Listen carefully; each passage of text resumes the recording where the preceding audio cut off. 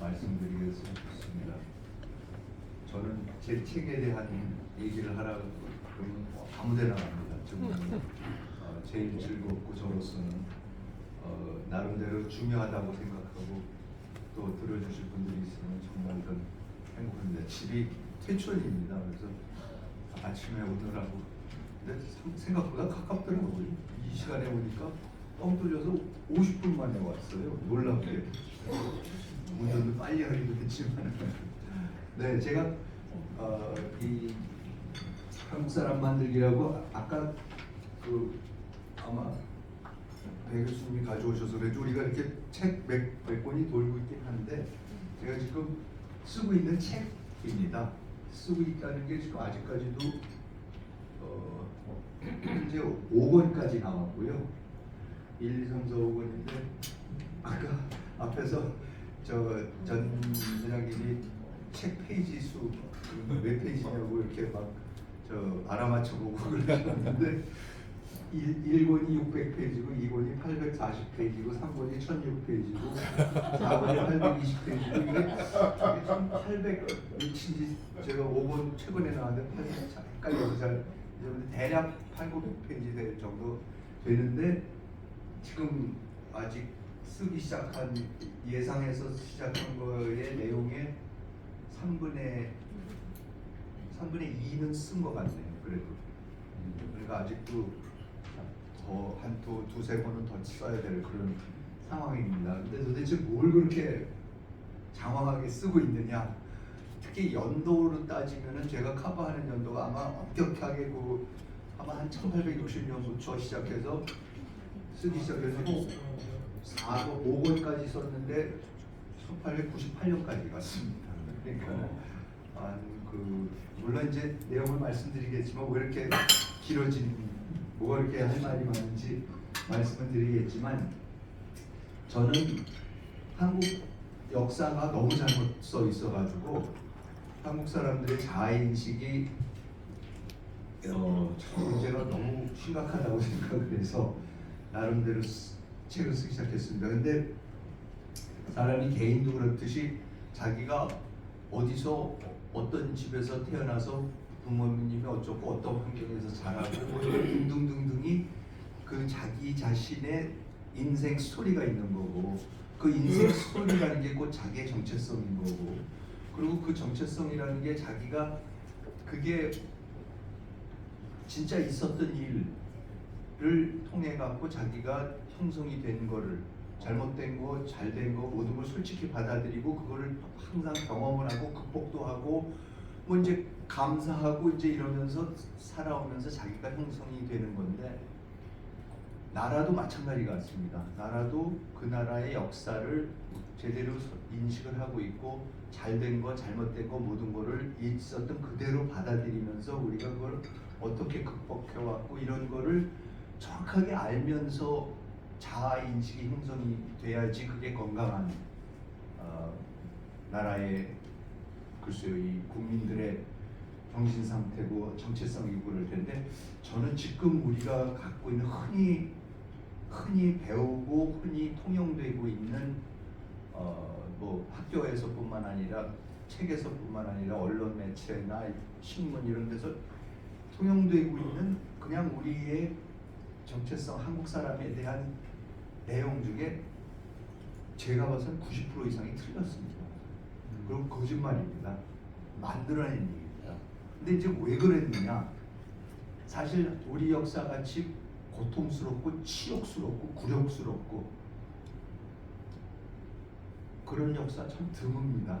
아마 다 동의하실 겁니다. 그러니까 그 역사 어떤 사람이 자기가 어렸을 때 아주 진짜 다시는 생각하고 싶지 않고 잊어버리고 싶었던 일을 겪고 당했고 그러면 실제로 사람들이 심리학자들, 정신분석학자들이 얘기해 주죠. 그걸 억누르기 시작을 합니다. 그리고 전혀 엉뚱한 스토리들을 만들어내는 거죠. 그래서 사실 정신분석학에서 프로이드나 융이나 이런 사람들이 하는 게 어떤 사람이 정신적으로 분열증이 생기고 이상하게 되면은 그 사람을 데려다 놓고 나서 이제 뭐 프로이드 같은 경우는 카우치 같은 데 앉혀놓고서 이제 분석을 하기 시작하는 거죠. 정신 분석을 하면서 이제 어떤 일을 겪었는지, 왜 그런 현상이 일어나는지를 이제 캐 들어가기 시작하면은 소위 말하는 이제 콤플렉스라는 거를 발견하게 시작하는 거죠.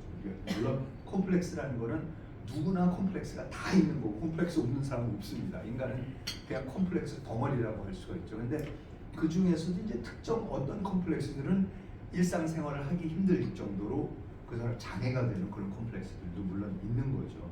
그래서 뭐 고소공포증 같은 뭐 엘리베이터 못 타는 사람, 비행기 못 타는 사람, 이제 이런 사람들이 있게 되는데, 그런 건 이제 예를 들어서 정신분석학자가 어떻게 해서든지 엘리베이터 못 타는 사람은 무슨 방법을 쓰든지 유도를 해서 결국 엘리베이터를 들어가서 한번 단추 눌러서 한번 움직이게 해주면 그게 극복이 되는 거거든요.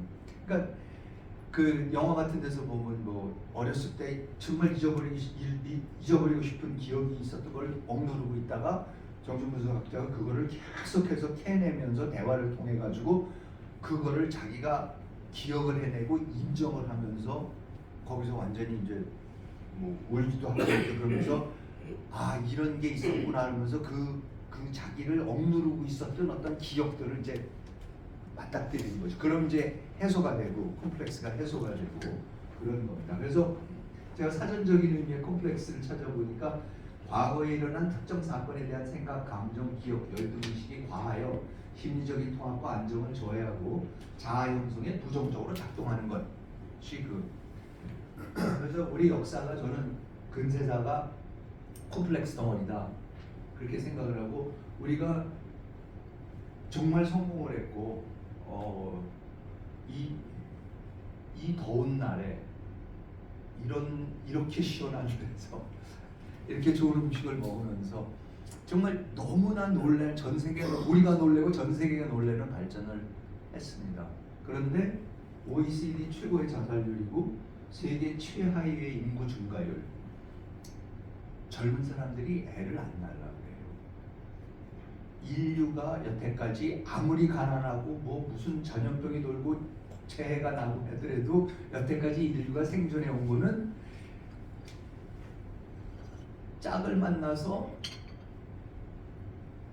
자식을 낳고 하는 거는 그냥 인간의 본능 중에 최고의 가장 기본적인 본능인데, 그 본능이 지금 말살되고 있습니다. 이 나라에서.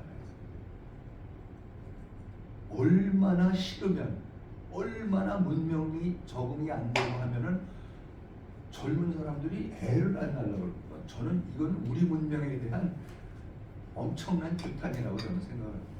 이게 심각한 문제입니다.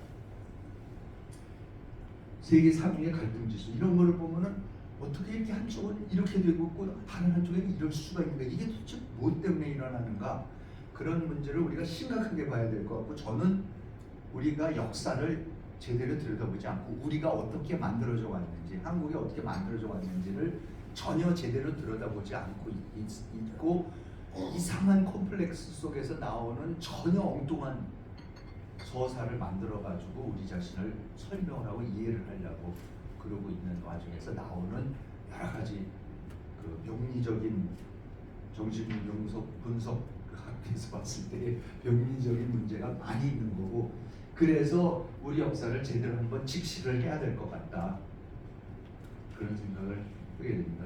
제가 어려서부터 미국을 제가 고등학교부터 미국서 나왔습니다. 고등학교, 대학교. 그리고 초등학교 때도 아버지가 안식년으로 교수셨는데 1966년 제가 초등학교 2학년 때 안식년을 미국에 가시게 돼갖고 저기 유해운 커네디컷으로 갔는데, 뭐 당연히 영어 한마디도 모르다가 느닷없이 이제 초등학교 2학년이니까 그때 갔는데, 가서 보면은 정말로 동양 사람이 정말 없었으니까 그때는 이제 길가에 가다 보면 그렇게 쳐다보고 애들이 쳐다보고 이제 뭐 항상 차이니즈 그러잖아요. 그래서 어느 날 제가 결심을 하고는 영어가 한 1년 지나서 영어가 되기 시작한 다음에 어느 날 드디어 그때 기억이 나요. 브래들리스라는 조그만 동네에 백화점 거의 잡화점 같은 데인데 이제 어머니 따라서 갔다가 장난감 섹션에 가서 또 뭘 보고 있는데 웬 흑인 아이가 저쪽에 있다가 이제 자기 엄마랑 오다가 이제 저를 보더니 깜짝 놀란 눈이 엄마를 막 붙잡더니 차이니즈 그러는 거예요. 그래서 제가 드디어 가갖고 도저히 이건 못 참겠다, 이제 안 되겠다 그래서 가서 I'm not Chinese 그랬어요. 그랬더니 얘가 놀래더니 딱 정신을 가져들더니 Japanese 그러는 거예요. 그래서 뭐 어떡합니까? 그래서 I'm not Japanese 그랬어요. 그랬더니 세 번째가 또 뭐라 그러는지 아세요? What are you? 그러는 거예요. 너 뭐냐고 그래서 I'm Korean. 딱 그랬더니 답이 What is that? 그렇죠? 1966년이면 코리아는 몰라요. 요즘은 상상이 안 가는, 요즘에 젊은 사람들한테 얘기하면 세상에서 제일 가고 싶은 데가 한국이고 제일 결혼하고 싶은 데가 한국 사람인데, 이거 우리 같은 사람은 이 충격적인 이 상전벽해가 이럴 수가 없는데, 그때는 진짜 한국을 아는 유일한 사람들은 집안에 누구 어른이 뭐 아저씨나 아니면 집안 식구 중에 누군가가 한국전에 코리안 워에 참전했던 사람들만이 코리아라는 걸 알지, 코리아는 무슨 뭐 우리가 물건 뭐 수출을 하는 게 있습니까? 아무것도 없었어요. 그래서 이제 제가 그 소리를 듣고서는 받았던 충격이, 아니 What is that라니 도대체 뭔지를, 아니 이렇게 자랑스럽게 코리안이라고 용기를 내서 했더니 그게 뭐냐라는 얘기를 듣는 순간에 화딱지도 나고 당황스럽기도 하고, 그 다음에는 문제가 뭐냐면 그럼 이건 뭐라고 설명을 하지? 뭐라고 설명할지 이거를? 그러면 진짜 재패니스하고 차이니스하고 어떻게 다르다고 설명을 해야 되지? 이제 그 생각이 버쩍 들더라고요.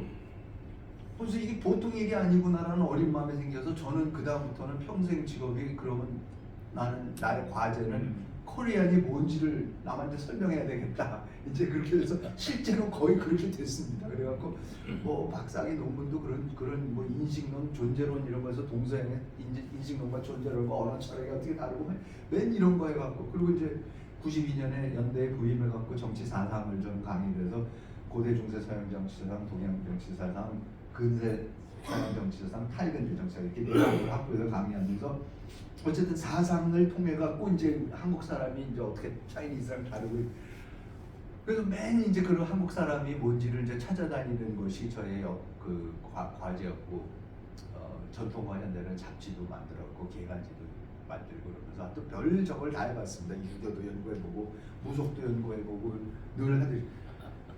그러면서 이제 열심히 한국 사람이 뭔지를, 한국 사람의 DNA를 찾아서 엑기스를 찾아서 나섰는데, 1999년인가 2000년인가 하여튼 미국에서 또 이제 학술회의가, 조지타운에서 학술회의가 있어갖고, 그때 맥너메라 교수님이라고 저 예수의 신부님이셨는데 서강대에서 평생 가르치다 나중에 이제 조지타운으로 다시 가서 거기서 또 한국학을 가르치는, 아무튼 그분이 이제 또 초청한 무슨 회의라서 늘 하듯이 가갖고 이제 발표를 했는데, 저는 제 발표는 뭐 그냥 했는데, 그때 와 있던 데니스 하트라는 제 나이 또래의 그때 아직 젊었던 교수가 발제를 했는데, 데니스 하트 교수가 서강대학교에서 박사학위를 했었어요. 굉장히 드물게 그때 당시에 이미. 그래서 한국의 경제 발전과 중산층의 형성에 대한 굉장히 재미있는 논문을 썼었는데, 아무튼 그 논문을 쓰고 나서 이제 미국에 가서 그때 켄트 주립대학에 이제 한국학 교수로 있었어요. 근데 그 친구가 와서 발표를 하는데, 그 발표가 저한테는 진짜 어렸을 때 받았던 그 코리안이 뭐냐라고 하는 질문과, 그 다음에 이제 이 친구의 발제가 저한테는 아주 전환점이 됐습니다. 근데 뭐라고 발제를 하냐면, 그러니까 한국에서 박사학위를 했었고 부인도 한국분이고, 그러니까 한국말도 정말 잘하죠. 근데 자기가 그 발표를 하면서 이런 얘기를 하더라고요. 내가 한국 가서 이제 어느 정도 한국말도 하게 되고 있는데, 참 한국말 배우면서 한국말 하면서 느낀 게 뭐냐면은, 이상하게 영어에는 코리안이라는 말이 있는데 정작 한국말에는 영어의 코리안이라는 단어에 해당하는 한국말이 없더라 그래요. 그래서 야, 그게 무슨 소리냐 도대체, 다들 이상하다, 뭔 소리냐고, 왜 없냐 이제 그랬더니 이 친구가, 야, 영어로는 코리안, 남한에 살면 사우스 코리안, 북한에 살면 노스 코리안, 미국에 살면 코리안 아메리칸, 일본에 살면 코리안 자파니즈, 중국에 살면 코리안 차이니즈, 뭐 코리안 러시아 이러면 이게 다 코리안이라는 거 안 돼요. 근데 한국말로는 남한에 살면 한국 사람, 북한에 살면 조선 사람, 중국에 살면 조선족, 중앙아시아나 러시아 살면 고려인, 미국에 살면 재미교포, 일본에 살면 제일교포인데 재미교포나 제일교포는 주어도 없다. 아세요? 재미교포는 미국 건너가서 산 사람이에요. 독일 사람이 미국 건너가서 살면 독일에 살고 있는 독일 사람 입장에서 저 사람 재미교포예요. 프랑스 사람이 일본에 가서 살면은 프랑스에 살고 있는 남아있던 이 프랑스 사람 입장에서는 그 일본 가서 사는 프랑스 사람이 제일 교포예요. 재미 화교, 제일 화교 이러면은 이게 미국 가서 사는 중국 계고 뭐 일본 가서 사는 중국 계고 한데 재미 교포나 제일 교포는 야 주어도 없다. 그러면서 이 친구가 근데 왜 이게 다 같은 사람이라고 자꾸 그러냐 너희들은 웃으면서 웃으면서 그러는 거예요. 그래서 듣고 보니까 진짜 이상한 사람. 아니 유대인이면 유대인이고 독일 사람이면 독일 사람이고 무슨 프랑스 사람이면 프랑스 사람이에요. 어디 가나 그렇지 왜 우리는 북한 사람 보고 한국 사람이라고 안 보고 한국 사람 보고 조선 사람이라고 안 그러고 도대체 뭐지? 왜 이러지? 그때 이제 굉장히 제가 혼란이 왔습니다. 그래서 야 그러면서 이제 그때 딱 톡 든 생각이 그래 그러고 보니 이상하게 한국 사람이네. 조선 사람은 조선이 있었으니까 늘 있었으니까 뭐 고조선도 있었고 조선조 그럼 조선 사람은 이해가 돼 북조선 남조선 하는 건 말이 돼 뭐 어쨌든 그냥 많이 써 한국 사람은 언제부터 우리가 한국 사람이지? 이건 언제부터 쓰던 말이지? 이제 이렇게 됐어요. 그래갖고 제가 돌아와갖고 조교들을 데리고 앉아갖고 찾기 시작했어요. 한국 사람이라는 그 네 글자가 그게 어디에 우리가 언제부터 쓰기 시작했는지를 뒤지기 시작했는데 한국 사람들이 안 나오더라고요. 그래서 그 당시 우리가 찾을 수 있었던 가장 오래됐던 기록이 1962년 9월 22일자 조선일보였어요. 뭐 찾으면 조금 더 전에 것도 있을 수 있겠지만 아무튼 일제시대 내내 우리는 조선 사람이었어요. 조선징, 조선인이었어요. 센징 아니면 선인이었고, 그렇죠? 내선 일치할 때 센징이었고. 그럼 한국 사람은 언제야 이게 도대체? 굉장히 최근에 쓰기 시작한 말이네 일단. 그래서 한 60년밖에 안 됐네 한국 사람은. 그런 의미에서 그럼 이름도 달라지고 호칭도 달라졌으면 뭔가 그 전에 있었던 조선 사람하고는 이게 다르다고 생각을 했으니까 물론 나라 이름도 달라졌고 그렇지만 뭔가가 근본적으로 다르다는 생각이 있으니까 아예 조선 사람이란 말을 우리는 안 쓰고 이제는 한국 사람이라고 했구나. 그러면 우리 한 60년밖에 안 된 사람이네. 어렸을 때 새나라의 어린이는 일찍 일어납니다. 근데 정말 이거 새나라네. 그러고 보니 이거 굉장히 새나라일 수 있다라는 생각이. 왜냐면 우리 반만년 역사에 굉장히 오래된 배달민족 해갖고 무지하게 오래된 걸로 생각했고 그게 엄청난 프라이드의 근원이었었는데 이건 뭐야 갑자기 60년밖에 안 됐어. 나도 58년에 태어났는데 그럼 어떻게 된 거야? 이제 이런 생각이 들기 시작. 그러면서도 다른 한편으로 제가 야 그래도 그렇지 우리가 아무리 호칭이 달라졌더라도 그래도 우리가 반만년 역사를 갖고 있는 이 고유한 민족성을 갖고 있는 반만년 역사의 공동체인데 그러면은 그래 이름은 달라졌더라도 이 민족이 공유하고 있는 게 분명히 있을 거 아니냐. 그걸 찾으면은 그게 한국 사람의 특성인 거지. 뭐 조선 사람이 됐든 뭐가 됐든 우리가 공유하고 있는 게 분명히 있을 거다. 그래서 보통 한 민족을 따지려면 뭐를 공유하는 거냐? 언어, 풍습, 이념, 종교, 인종 이런 거가 공통적이면 그걸 공유하는 게 있으면은 같은 민족이라고 그러는 거죠. 그래서 한번 따져보자 그랬습니다. 그래 그러면 한국 사람들의 언어, 풍습, 이념, 종교, 인종 우리가 공유하고 있는 것이 있을까? 뭐 제일 간단하니까 언어죠.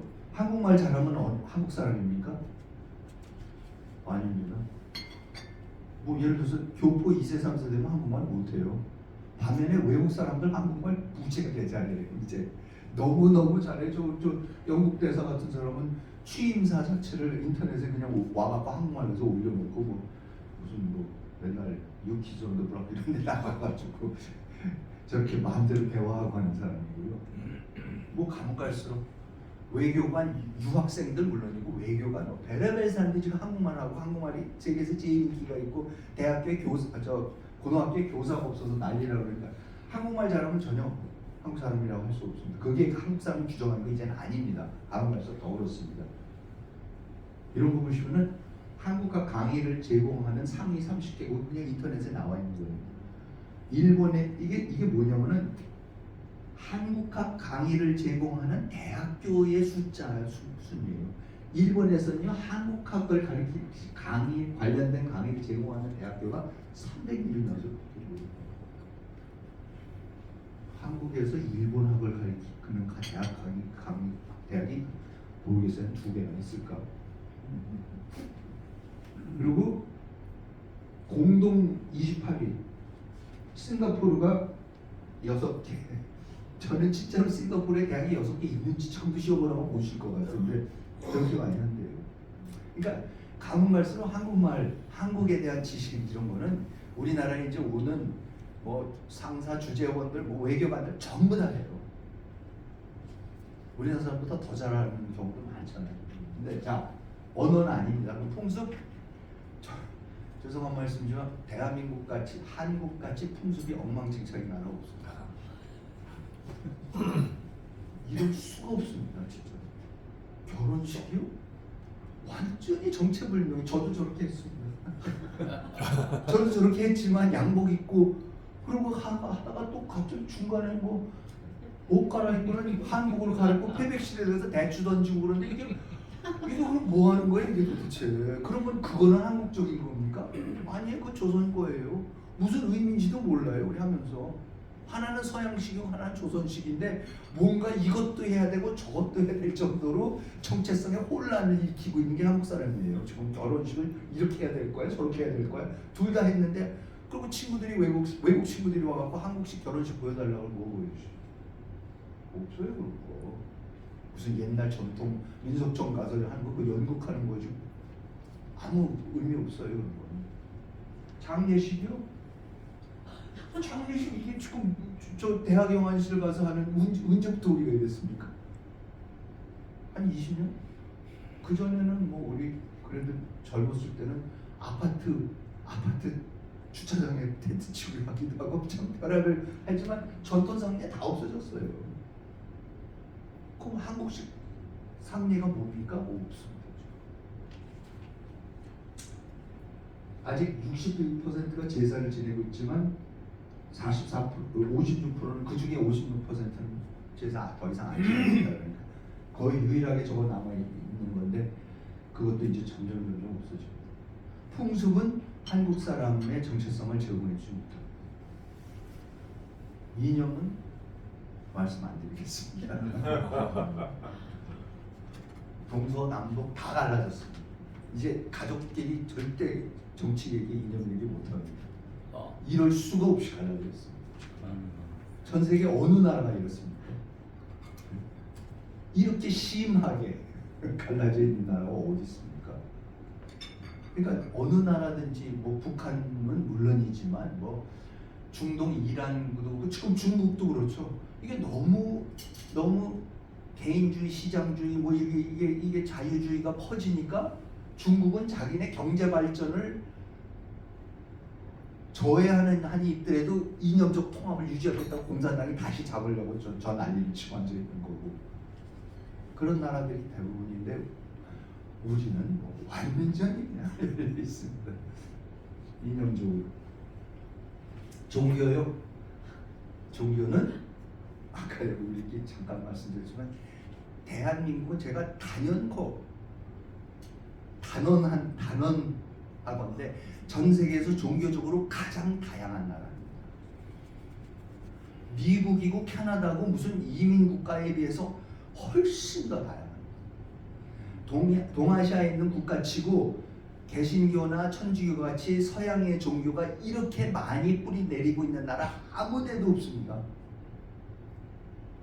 스페인이 유일하게 거의 100% 천주교라는데 그거는 필리핀이 거의 100%인데 그거는 스페인의 식민지를 400년 하면서 그렇게 된 거예요. 근데 나머지 국가들을 보면요, 개신교 천주교 거의 없어요. 그러니까 일본이 개신교 천주교 합쳐서 1%가 안 돼요. 중국도 물론 그렇고. 그러면 선교의 역사를 따지면은 중국의 마테오 리치가 간 게 16세기고 프란시스 자비에르가 규슈에 간 게 16세기예요. 우리나라는 최초의 외국인 신부가 1804년에 들어온 주문모 신부가 최초예요. 그런데 우리나라는 이렇게 펄펄 살아있어요. 지금 천주교하고. 우리나라가 사제를 이태리의 성당에 이제 사제가 없는 근데 한국 사제들이 가신다는 거예요. 반면에 그러니까 근데 우리 개신교만 있는 게 아니에요. 그러니까 이게 뭐 한 종교 4분의 1이 불교, 4분의 1이 개신교, 뭐 10%가 천주교 이런 식으로 쫙 다 별의별 게 다 있는 거 아닙니까? 자 그러면은 거꾸로 생각해보세요. 그럼 일본은 뭐냐? 일본은 거의 100% 신도하고 불교 합친 거고 예전부터 섞여온 거, 그렇죠? 그 다음에 월남, 스리랑카, 태국, 미얀마 불교, 말레이시아, 인도네시아 이슬람, 인도 힌두교, 파키스탄 이슬람, 중동 이슬람, 이스라엘 유대교, 그리고 유럽으로 건너가면은 그리스 종교, 그 다음에 이쪽으로 건너가면은 뭡니까? 스페인, 프랑스, 이태리 천주교, 영국 성공회, 북구 루터교, 독일 북쪽 개신교, 남쪽 천주교, 아일랜드 천주교. 그 대서양 건너가면 남미, 중남미 다 카톨릭. 미국 건너가면 50% 개신교, 카톨릭 한 15%, 그리고 나머지도 그쪽 전통에서 나온 뭐 유대교, 뭐 몰몬교인지 이런 것들이죠. 그러면 이렇게 종교적으로 다양한 나라 아무도 없어요. 오히려 다른 나라들은 다 어떤 특정 종교가 그 나라의 정체성, 아무리 근대화가 되고 아무리 산업화가 되고 아무리 현대화가 됐다 그러더라도 아직도 그냥 그 나라는 어떤 종교 이렇게 얘기를 할 수가 있는데 한국만 절대 그 얘기 못합니다. 아버지는 제사 지내고 엄마는 성당 다니고 애들은 개신교 다니고 뭐 얼마든지 가능해요. 대한민국만 그렇습니다.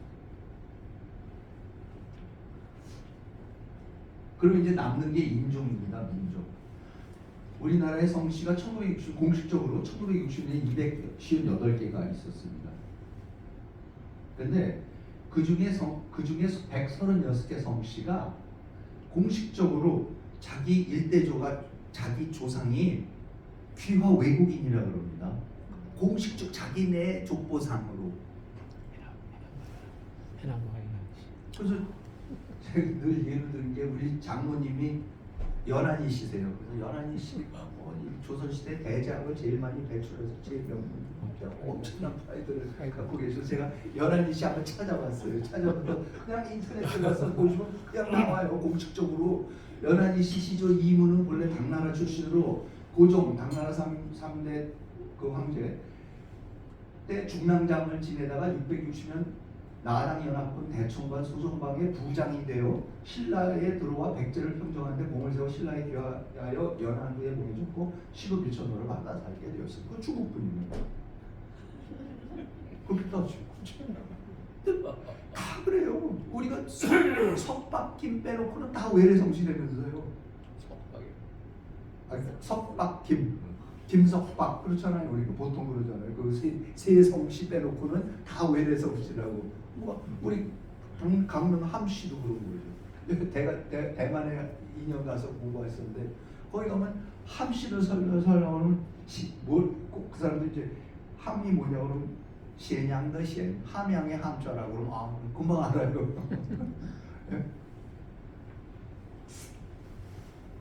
이것이 문제. 그래서 이게 1960년 대한민국 국세조사 때 여러분 2015년 대한민국 인구 주택 총조사할 때 성씨가 5,582개입니다. 지금 5,800개입니다. 그거 왜 그런지 아세요? 우리가 2006년부터 다문화주의를 했습니다. 그래서 외국에서 살다가 와서 우리나라에 와서 귀화를 하면은, 파키스탄의 무하마드 씨가 와서 살다가 귀화를 하면은 어떻게 합니까? 본적 뭐예요? 이슬람아바드, 그 다음에 뭐 성 무하마드. 그걸 근데 그거 아세요? 그걸 한자로 쓸 이유가 뭐가 있습니까? 한글로만 표기를 하죠. 그래서 한자 표기 가능한 성씨가 5,500개 중에서 1,500개, 한자 표기 불가능한 성씨가 4,000.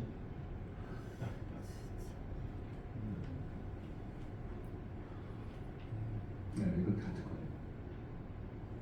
그래서 원래 단일 민족 아니었고 앞으로 더 다민족 국가 됩니다. 그러면은 이게 지금 우리가 알고 있었던 우리가 이렇게 단일 민족이니까 단일 뭐고 좀 하여튼 공통의 뭐 굉장하게 많은 거를 갖고 있는 사람들인 줄 알았는데, 하나하나 요 정도만 따져보더라도 알 수 있는 게 뭐냐면, 아니 뭐 이렇게 다양해? 어떻게 이렇게 종교적으로 이념적으로 모든 면에서 세상에 또 이렇게 다양한 사람들도 있을까? 할 정도로. 그래서 제가 초등학교 2학년 때 충격을 받고, 나는 한국 사람이 일본 사람하고 어떻게 다르고 중국 사람하고 어떻게 다른지 그 한국 사람의 DNA와 엑기스를 찾아 나서겠다라고 각오를 가지고는 평생을 공부해 갖고는 딱 부딪히는 것이 뭐냐면, 그럼 없네. 그 본질 DNA 있는지 몰라도 나는 못 찾을 것 같네. 그 찾는다라는 게, 그리고 더 기가 막힌 게 뭐냐면, 그 찾는다는 게 무슨 의미가 있지? 그럼 그게 뭘 설명을 해주지? 찾는들? 근데 거꾸로 그러면서 그 과정에서 제가 느낀 게 뭐냐면, 깨달은 게, 맞아, 질문을 바꿔야 되겠다. 질문이 잘못됐다. 이 정도만 보더라도 이렇게 다양한데, 그러면 거꾸로 우리는 왜 단일 민족인가? 우리를 단일 민족으로 만들어내는 하나의 요소가 뭐냐? 이런 걸 찾지 말고, 우리는 왜 이렇게 다른가? 어쩜 이렇게 다양한가? 이거를 차라리 이렇게 질문을, 왜 이렇게 다양해졌는가라는 질문을 우리 역사에다 던지기 시작하니까, 오히려 우리는 어떻게 단일 민족이고 하나라고 하는 그 명제를 가지고 역사를 들여볼 때보다 엄청나게 많은 것들이 설명이 되기 시작합니다. 그래서 질문을 바꾸고 쓰기 시작한 게 한국 사람 만들기라는 책입니다. 그래서 저는 정말로 새로운 역사 서사가 이제 나와야 된다. 지금까지 갖고 있었던 민족사관이라든가 이런 거에 그게 기여한 바도 있지만은, 지금 우리를 설명해 주는 데서는 너무 부족하고 너무나 잘못 해석을 하고 있고, 다른 엉뚱한 쪽으로 역사의식이라는 게 그냥 역사의식에 그친 게 아니라 우리의 정책, 이웃들하고의 관계, 이런 게 전부 다 영향을 엄청나게 미칩니다. 그래서 자, 그럼 이제 책을 어디서부터 쓸 건가?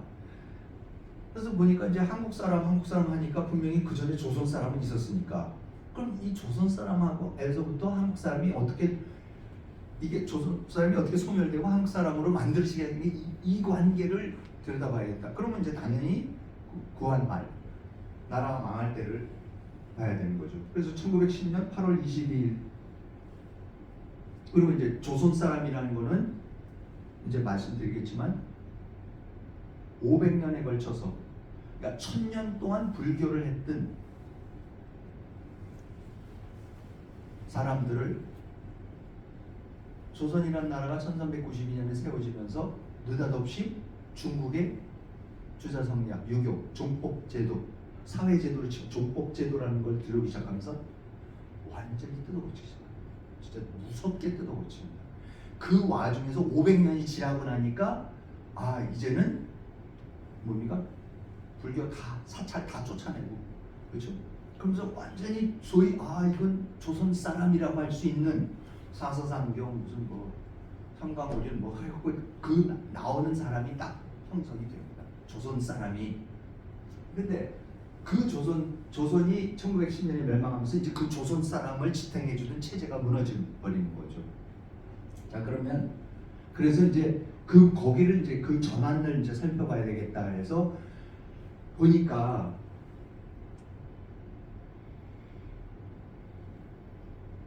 이 전환이 어떻게 일어나는가를 자꾸 캐고 들어가다 보니까는 조선이 나라는 1910년에 망하는데 조선 사람들의 대부분은 나라가 망하기 훨씬 전에 국권을 빼앗기기 훨씬 전부터 조선의 문명을 거부를 했어요. 조선조를 거부했어요.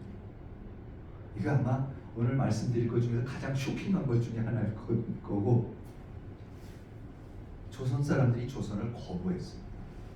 저는 이거를 역사를 조금만 시각을 바꾸면 이게 금방 드러나는데 저는 천주교가 대표적인 게 전 천주교 그래서 일본에서 천주교에 대해서 상당히 자세하게 다루는데 여러분 1784년 몇 월 며칠 날 들어와요 우리나라. 근데 어떤 특정 종교가 어느 나라에 몇 년도 몇 월 며칠부터 들어온다는 거 알 방법이 없어요. 여러분 스페인에 천주교가 언제 들어갔어요? 프랑스에 언제 몰라요. 근데 우리가 아는 거는 이수문이라는 분이 분명히 북경에 가갖고 남천주교당에 가갖고 거기에 가갖고 외국 신부님한테 세례를 받는 날짜가 있어요. 베드로라고 해가지고. 그럼 왜 그런 일이 벌어졌느냐? 뭐냐면은 우리가 아는 제가 지금 퇴촌에 살고 있는데 퇴촌 집 주소가 천지남로입니다. 우리 집에서 1.4km 올라가면 천지남이 있습니다. 천지남자가 왜 유명하냐면 우리나라 천주교 발상지라고 그러죠. 거기에 이벽, 권철신, 이승훈, 정약전 하여튼 그 형제 중에 한 분하고 6분이 거기에 가서 천주시리 이런 마테오리치의 책 이런 걸 가지고 갖고 거기서 강학당을 조그맣게 만들어서 숨어서 거기서 공부를 했던 분들이에요. 그래서 아직 뭐 강학당은 빠 있다고 그러고 그런데 그분들의 가묘도 거기 다 있고 그런데 거기서 공부를 하다가 그 중에 이벽 선생이 자기 친구 이승훈 보고 야 우리끼리 이렇게 공부할 게 아니라 이번에 자네 아버님이 이승훈의 아버지가 동지사로 그러니까 겨울에 청황제한테 보낸 연행사죠. 사절로 간다. 그러면은 너 잘됐다. 너 아버지 따라가서 북경에 가면은 거기에 보면 저 작은 성 바깥에 보면은 남천주교당도 있고 북천주교당도 성당이 있는데 거기 가면 외국 신부님이 분명히 계시니까 거기 가서 너 영세 받고 와 이래요. 그래갖고 이런 천주교에서 그런 사파들이 있지만 그래서 이제 이승훈이 자기 아버지가 동지사 서장관으로 가는 거예요. 서장 굉장히 높은 겁니다. 그러니까 뭐 지금 무슨 뭐라 그래요? 대사 밑에 무슨 하여튼 공사 내지는 뭐 하여튼 그런 걸 가는 겁니다. 그래서 따라갑니다 아버지를. 그래서 실제로 성당에 그 남천주교당에 가서 외국인 신부님을 만나요. 그래서 이런 거는 그냥 기록이 다 남아 있습니다. 왜냐하면 그분들이 다 바티칸에다 보고서를 썼던 거고 그게 다 번역이 우리나라 저 천주교에서 다 번역을 해갖고 기록들이 있습니다. 그래서 가갖고 그 신부님이 아니 이 세상에 이렇게 감사한 일이 이런 은총이 어딨냐. 우리는 조선에는 한 번도 선교사를 보내본 적이 없는데 거기서 왜 멋진 젊은이가 자진해서 나타나서 저요 영세 주세요 그래갖고 교리문답하고 뭐 온갖 책 주고 그러면서 베드로라고 영세 줘서 보냈다고. 그래서 돌아와서 이승훈 씨가 막 지 맘대로 영세 주고 이래갖고 시작되는 겁니다. 그러면 안 되는 건데 그렇게 해서 천주교가 시작이 되는 거예요. 우리나라에 명예반 공동체가 생기고 좀 근데 저는 그러고 나서 근데 이분들이 누구예요? 이 사람들이 4대부입니다. 아주 대단한 직분. 그러니까 아버지가 연행사 서장관으로 갈 정도면은 엄청난 거죠. 거기다가 이승훈은 형은 좌포도 대장, 경찰국장이었어요 한영. 근데 이런 사람들이 다 그래요. 이벽 다 한가닥하는 정약전 집안은 물론 다 한가닥하는 집안들이에요. 그러면 저는 이게 너무나 놀라운 게 뭐냐면 이렇게 생각하셔야 되는 게 뭐냐면 그러면 4대부가 뭐냐? 문만 4대부 문반 사대부는 주자성리학의 목사님이에요. 유교의 신부님이에요. 왜? 천주교에서는 신부님이 미사를 집전을 하는 거고, 개신교에서는 목사님이 예배를 인도하는 거고, 유교에서는 제사를 지내야 되는데 제주가 누굽니까? 제주가 문반 사대부예요. 그러면 사대부라는 거는 주자성리학이라는 종교의 사제예요. 그냥 핍박받는 차별받던 여성들, 천민들, 노비들 이런 사람들이 전혀 주류의 종교가 아닌 딴 종교를 받아들이고 개종하고 그건 얼마든지 그럴 수가 있죠. 실제로 기독교가 그렇게 탄생을 하는 거니까. 그런데 이거는 지금 그 나라의 주인, 그 나라의 종교가 분명히 있고 국교가 분명히 있고 그 국교의 전담자가 굳이 선교사도 안 보냈는데 옆에 나라에 가서 거기에 와 있는 외국 신부님을 찾아가고 그거를 나 영세를 달라 그랬고 영세를 받고 돌아와서는 어떻게 됩니까? 그게 퍼지기 시작하다가 진산 사건이라는 게 터지지 않습니까? 윤지충 누구예요? 정약용의 사촌, 사돈, 사촌 이런 사람들이 어머니가 돌아갔는데 윤지충하고 안동권 씨, 권우죠. 그 천안매 부지간에 어머니가 돌아갔는데 위패 묻어버리고 카톨릭식으로 해서 나라에서 난리가 나갖고 그게 이제 진산 사건, 윤지충 사건이라고 해갖고 박해가 들어가기 시작하는 거죠. 그러니까 그렇게 시작이 돼갖고 10,000명이 순교를 합니다. 그런데도 그거를 지켜내요. 그러니까 이게 도대체 무슨 아니 왜 자기 종교를 저렇게 놔두고 그것도 자기가 주인인데 주인인 종교를 놔두고 유교가 안 되겠다고 생각했던 거죠. 유교 엘리트 중에서 일부는 이거 갖고 안 되겠다고 생각해요. 그런 식으로 우리가 근세사를 보면은 다 설명이 되는데 공학이 됐든 개화파가 나오기 시작하는 거든 개신교가 들어오고 민족주의가 들어오고 하는 게 뭡니까? 유교 갖고 안 되겠다는 거예요. 주자성리학 갖고 도저히 안 되겠다라는 그 자각이 너무나 넓게 퍼집니다. 그래서 나라를 뺏길 때쯤 되면요 조선 사람들이 자기 전통 문명을 주장을 유교를 거부를 해요. 거의 조선 사람이 조선이기를 거부합니다. 그러니까 나라 뺏겼고 그 나라의 전통 문명을 거부를 해버리면 여러분 남는 게 아무것도 없습니다.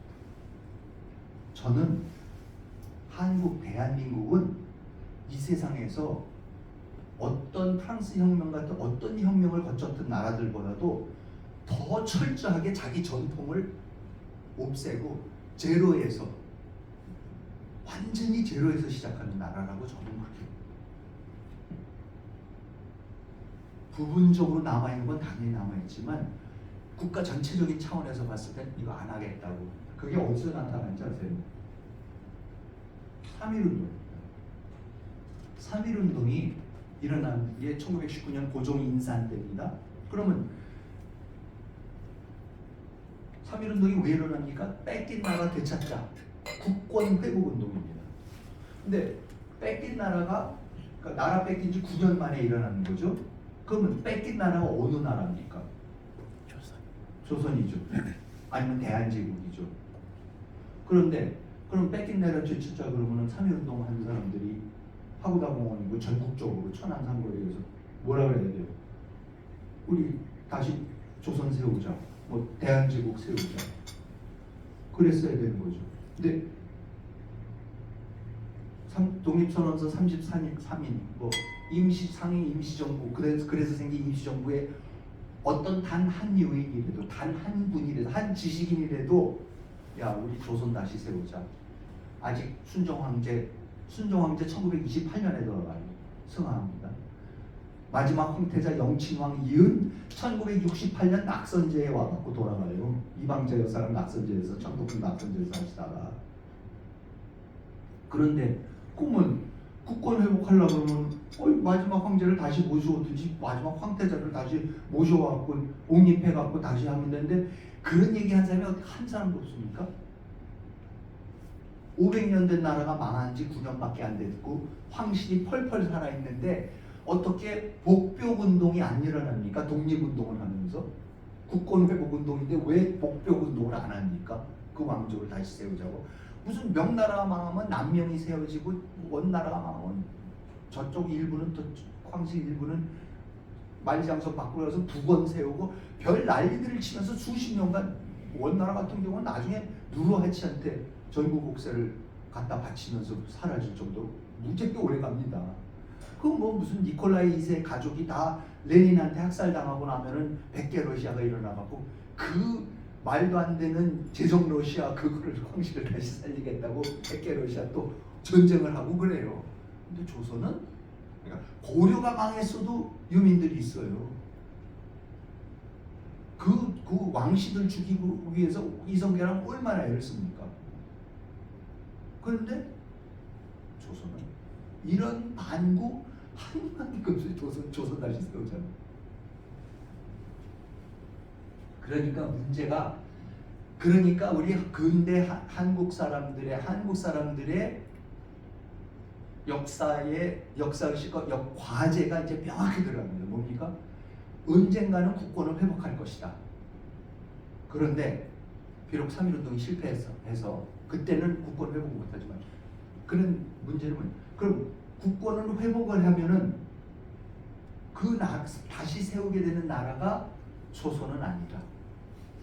유교는 아니다. 그러면 문제가 뭐예요? 혹시 나라를 다시 세우게 되면 어떤 나라를 세울 거냐? 그게 우리 근세사의 과제입니다. 그래서 그때부터 어떻게 합니까? 어떤 체제, 어떤 이념, 어떤 철학, 어떤 종교의 나라. 그래서 대안을 찾아서 전 세계로 나가셔야 합니다. 은자의 나라, 허밋 킹덤이라고 할 정도로 진짜 임진왜란하고 병자호란때 포로로 잡혀간 사람 빼놓고 동지사 갖고 한 사람 빼놓고는 외국에 나가본 적이 없는 조선 사람들이 그때부터 전 세계로 나가기 시작해서 도쿄, 뭐 오사카, 뭐 교토로 가고 무슨 뭐 중경, 남경, 북경 가고 호놀룰루, 샌프란시스코, 로스앤젤레스, 워싱턴 가고 모스크바, 하바롭스크, 블라디보스토크 가면서 새 종교 개종해보고 새 이념 받아들여보고 뭐 조직해보고 한인회 만들어보고 신문 만들어보고 군사도 양성해보고 뭐 별의별 조직을 다 해보면서 야 혹시 국권 회복하면 난 이런 나라 만들 거야. 나는 기독교 국가 만들 거야. 아니야 소비에트라는 걸 만들어야지. 그래서 소비에트 아니야 일본식 국가를 뭐로 만들어? 아니지 중국의 지금 국민당이 하는 거는 이런 걸 만들어야 되지 하면서 서로가 전 세계로 흩어져 갖고 다른 꿈을 꾸면서 국권 회복하면 나 이런 나라 만들 거야 라는 거를 하는 거죠. 그런 과정에서 지금 175그리고 720만이 나와 있어요. 물론 경제적인 어려움과 그런 것도 있었지만은 대안을 찾아 나서 그래서 해방이 됐을 때에 그 어느 세력도 자기 힘으로 나라를 되찾은 게 아니게 되기 때문에 그 국권이 회복됐을 때에 전부 다 한반도로 몰려 들어와서 야 내가 지난 40년 50년 해봤는데 이 나라 해야 돼? 아니야 이 나라 해야 돼. 근데 다 합의를 못 보는 거죠. 그러니까 나라가 반쪽이라는 거고 반쪽 난 나라에서도 지금까지 이렇게 다양한 이념들을 갖고 대안들을 갖고 있습니다. 그 대안이라는 게 이념적인 거 아니고 정서적입니다. 다른 노래, 다른 할아버지가 만주에서 계셨던 뭐 할아버지가 뭐예요? 저 일본에, 미국에, 중국에 다 다르고 종교도 다르고. 그래서 저는 그런데 이제 그 다섯 가지를 그러니까 저는 그렇게 다양하게 대안을 찾아 나선 그 대안들을 저는 5가지로 제가 나름대로 정리를 했습니다. 그냥 뭐 어떻게 보면 임의로 그렇지만 제가 알고 있는 역사 지식을 가지고 이 정도로 나누면은 이 정도가 우리가 그때 조선이 망하면서 찾기 시작한 대안을 이 정도로 우리가 요약할 수 있겠구나 해서 친중의 정책사파, 친일개화파, 친일기독교, 친중공교도 인종주의파 이렇게 해갖고 첫째, 친중의 정책사파는 여전히 한국 사람은 그래도 사서삼경 어른을 공경하고 존댓말 잘해야 되고 상하가 분명해야 되는 거고 제사를 지내야 되는 거고 뭐 등등등도 있죠. 한문이 가장 지식 있는 자고로 한자를 많이 알아야 되고 중국사 고사성어를 많이 알아야 되는 거고 북구시도 쓸 수 있으면 참 좋은 거고 그게 가장 지식이 나온 이런 그런 것이 아직도 굉장히 강하게 남아 있고 아직도 사서삼경 그러면 조선 건지 중국 건지 구분 안 합니다. 여러분 공자 맹자가 중국 사람입니까 한국 사람입니까? 구분 안 해요. 자꾸 뭐 공자가 뭐 어딘가 산동 사람이라서 그게 여러 고조선 어디로 통하면 다 그 사람이 우리랑 같은 민족이 있다고 소리 나고 앉아 있고 어떻게든지 우리를 만들려고 그러는 거. 근데 여러분 그러니까 그게 중국 문학이고 중국 철학이라는 생각 아무도 안 해요. 학위시시 부력 여러와 그러면 그거 그냥 뭐 유붕이 자원방매하니 그러면 그게 그냥 한국 사람인 거지 그게 왜 중국말이야 이런 거. 그러니까 유비관우 장비 그렇죠? 제갈공명 뭐 장판타에서 아두를 안고서 뭐 조자룡이 그러면 그게 우리 얘기인지 몰라요. 구분 안 해요. 그걸 몰라갖고 어떻게 한국 사람이냐 그래요. 삼국지 안 읽고 수어지 안 읽고 그러니까 완전히 우리 속에 들어와 있습니다. 구분이 안 갑니다.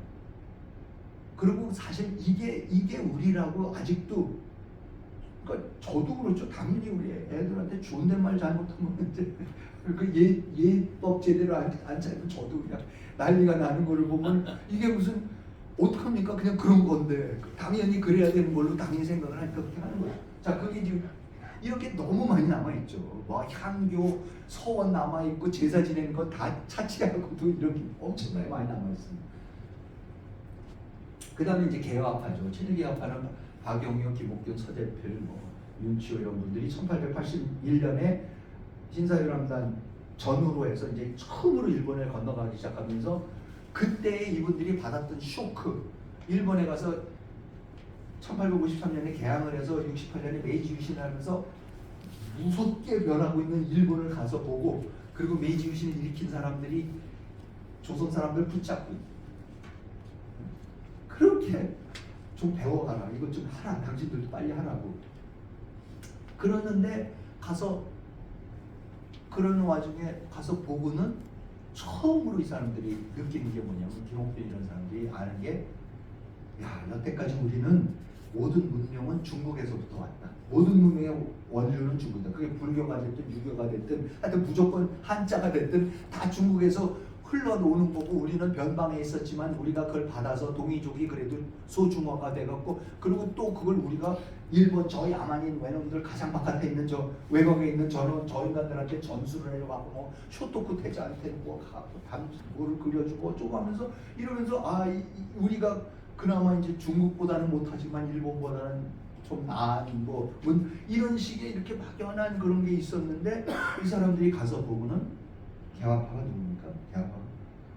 야, 중국이 문명이 아니네.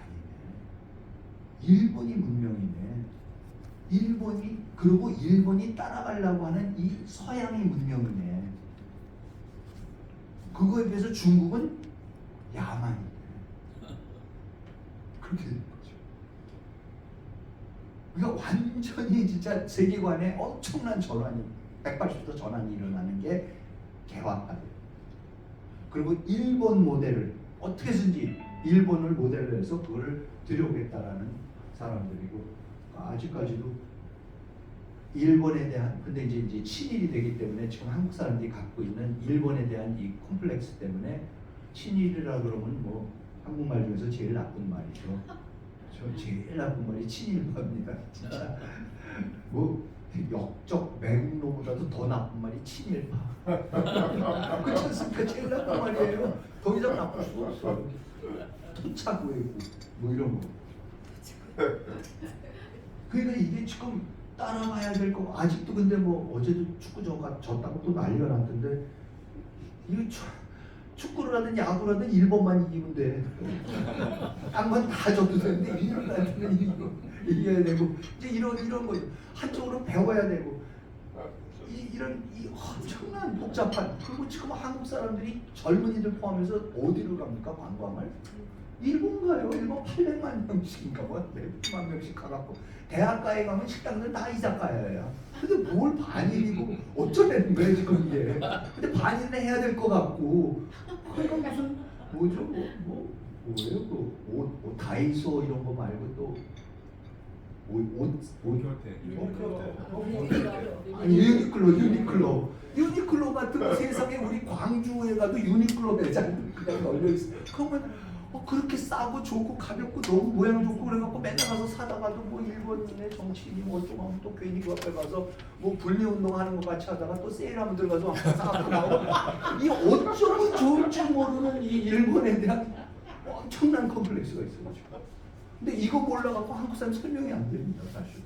그러니까 이 친일 개화파들에 대한 이 사람들이 일본의 근대화를 받아들이는 거가 맞는데 근데 이게 친일이야? 이거 어떻게 해야 되는 거지? 이게 풀리지 않는 한국 사람의 이 복잡한 심리 중에 큰 부분이 이제 개화파고 진미기독교파는 이제 1884년에 알렌이 들어오기 시작해서 85년부터 이제 언더우드, 아펜젤러, 스크랜턴 들어오기 시작해갖고 연희, 대제, 이화, 숭실 뭐 해갖고 세브란스 만들고 동대문 병원 만들고 하면서 이제 완전히 또 그쪽으로 가기 시작해서 지금도 밤에 제주도 같은 데 갔다 오다가 김포공을 내리려고 그러면 밤에 내릴 때 뭐가 보입니까? 빨간 십자가의 바다. 어디에 가도 전 세계 어딜 가도 이런 나라 없습니다. 그러면 외국 사람들이 보고 야 너희는 왜 이렇게 개신교가 많냐 그러면 그 설명을 해야죠. 이게 그냥 이게 표피적인 어떤 그게 아니라 아주 한국 이 근대사의 결정적인 역할을 하는 게 기독교죠. 그게 뭔 역할을 했고 뭐가 있었길래 지금 저렇게 돼 있는 이렇게 돼 있는가? 이런 거가 다 그냥 우리 역사 속에 하나도 막힘없이 이렇게 설명이 다 되고 서로 무슨 관계였었는가 이런 거를 알아야 됩니다. 이렇게 따로 교회사 따로 하고 뭐 이 개화파의 역사 따로 하고 우리 정책사역이 따로 할 게 아니라 이게 동시대적으로 같이 섞여 있었던 사람들인데 서광범이 미국에 10년 동안 망명 갔다 왔고 서광범이 2차 동학난 때 전봉준을 취조한 게 서광범이에요. 머무 대신으로. 그럼 미국 갔다 온, 그러니까 일본 가서 공부했고 개화파가 돼갖고 미국에 10년 동안 망명해서 미국 정부 관리로서 일을 하다가 와서 법관 양성소를 우리나라에 만든 게 서광범인데 그 서광범이 미국 시민권도 땄고 그 서광범이 전봉준을 취조했다라는 그 장면은 그 놀라운 문명 충돌의 장면이죠 사실. 기독교에 대해서 설명을 드리고 친송무선주의파는 1917년 볼셰비키 혁명이 일어나니까 막스주의가 반자본주의 반제국주의입니다. 그럼 일본으로부터 독립을 하겠다고 독립운동하는 사람들 입장에서는 일본이 뭐예요? 제국주의 자본주의예요. 근데 그걸 반대하는 이념이야.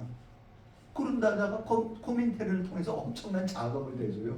이동희 선생 같은 사람은 박진수 선생을 레닌한테 보냈더니 사진도 있지 않습니까? 레닌 바로 옆에다 앉혀놓고 박진수 선생한테 엄청난 거고 지금 뭐 몇백억인지 몇천억인지 돈을 줘갖고 그걸 갖고 왔고 서로 그게 털렸다 어쨌다 해서 싸우다가 자유시 참배이다 보면 별 난리가 나지만 결국 이동희 선생이 20년인가? 21년에 임시정부 탈퇴하고 나와서 고려공산당 만드는 거니까. 그러니까 그러면서 그런 모든 거를 봤을 때 그 당시 1919년 파리 강화조약에서 김주식 선생을 보내고 우리 독립을 청원하고 할 때 웃긴 소리 하지 말라고 내쫓고 그러니까는 그때 호지명도 갑니다.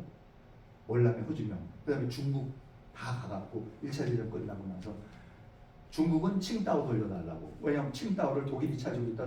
독일이 패전국이 되니까 칭다오 돌려달라고 갔더니 어떻게 합니까? 일본한테 줘버리잖아요. 그러니까 거기에서 했던 사람들이 거기서 박차고 나와갖고 그 사람들이 21년에 공산당을 중국 공산당을 만드는 거죠.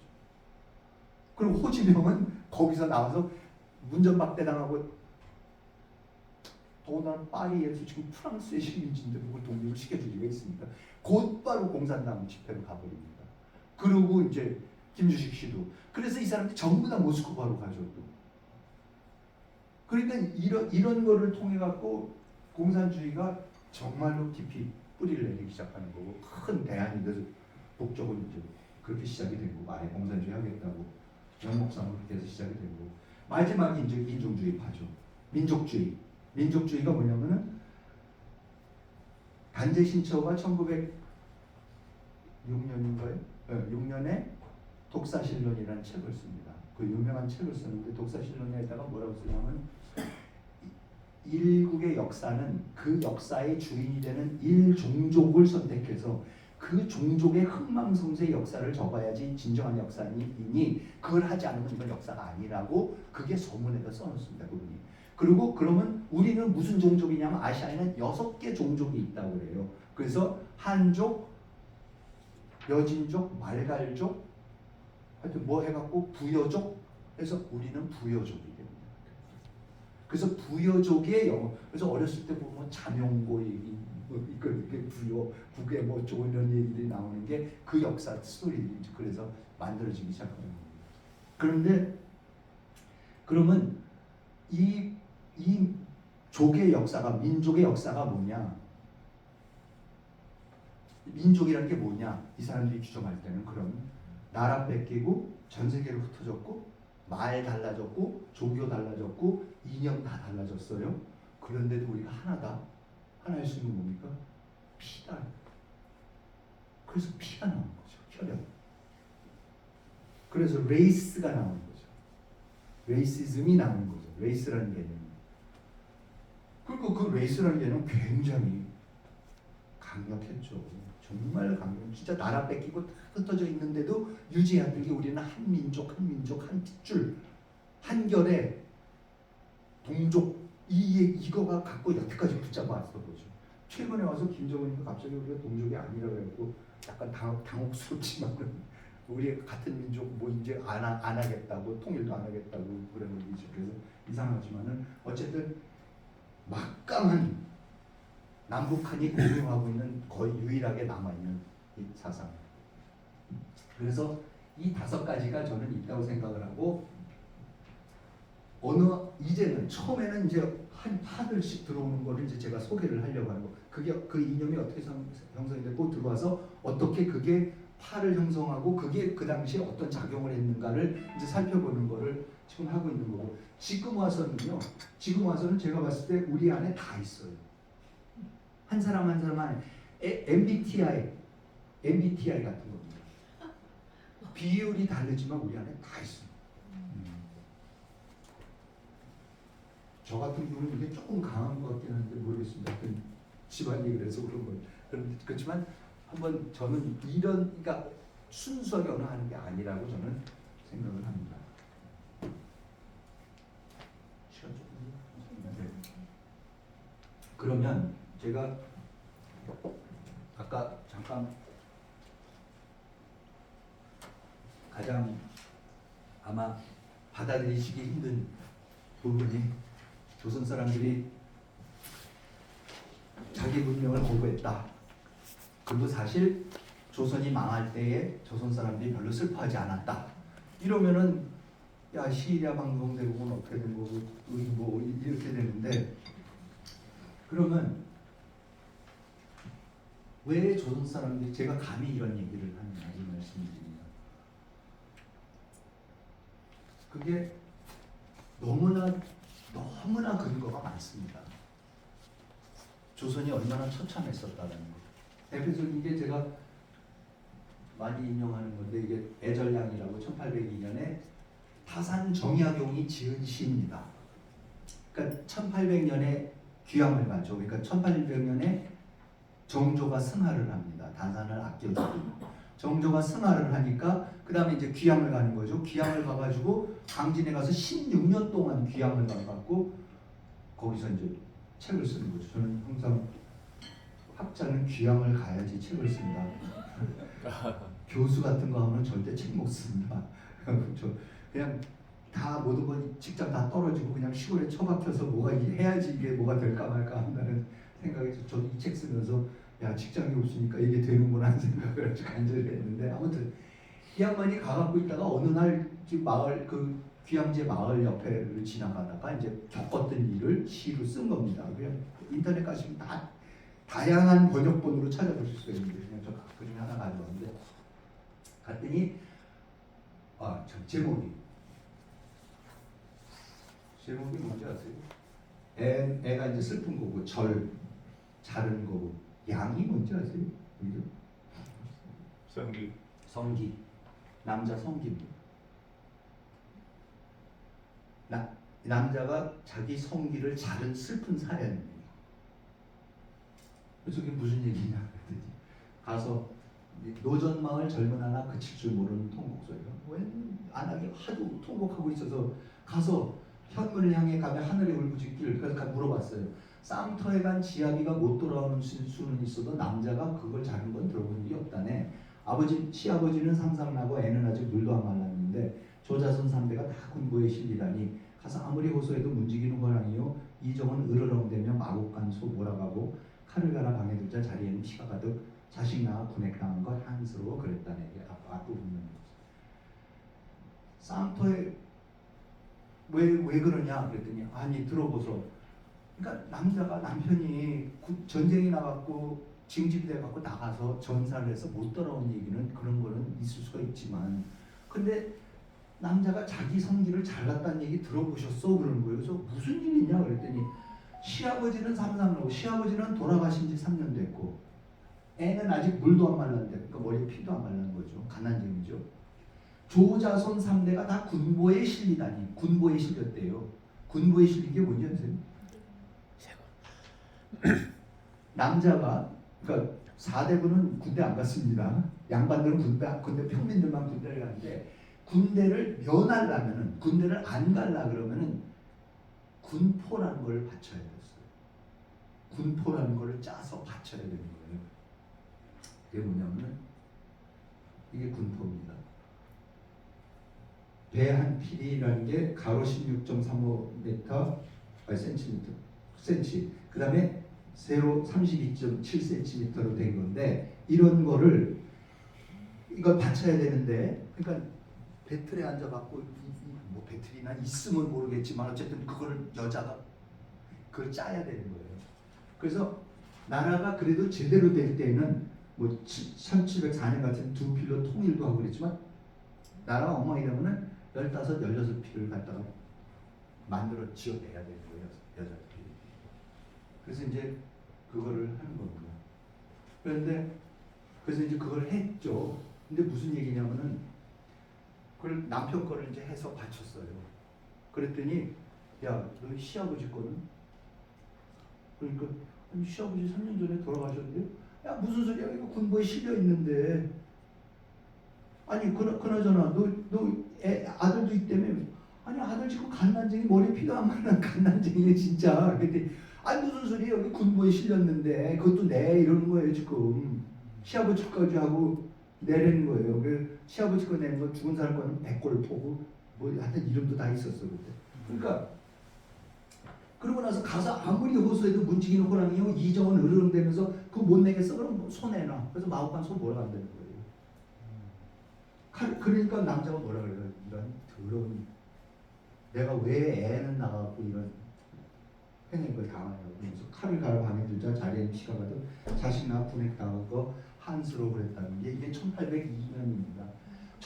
영종조 시대가 무슨 뭐 굉장하게 뭐 조선이 부흥을 하고 백성들의 삶은 처참했어요.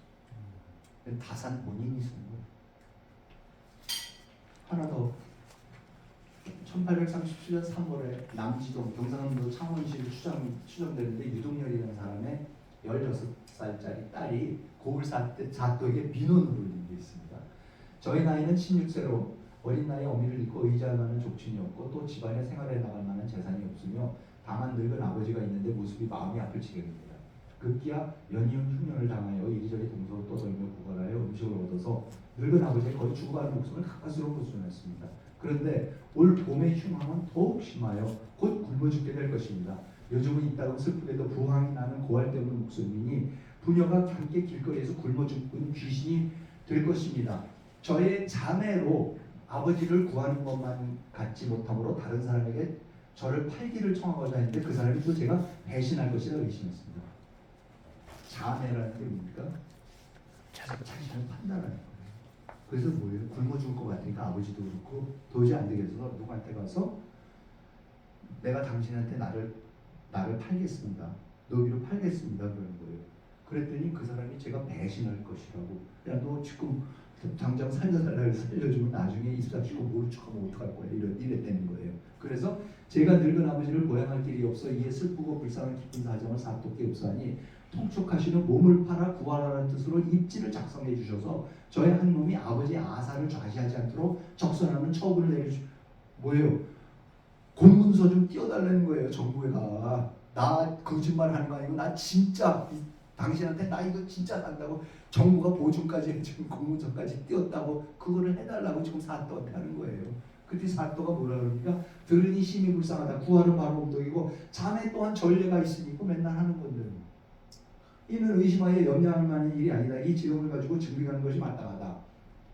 그러니까 2월 26일 자매 확인증이 나옵니다. 이 명문한 일을 제가 이번에 큰 흉년을 당해 충고히 심하여 부모를 살릴 길이 전혀 없으므로 만부득이 저를 젊은 13년을 쳐서 수대로 받아 부모를 살리고 저를 윗사람에게 법률에 의하여 후소생과 함께 관의 입지에 따라 영영 자매하니 뒤에 친족들이나 자손 중에 만약 잡소리하는 놈들이 있으면은 이 문서를 가지고 관에 고하여 변정한 일입니다라면서 자매증을 띄워.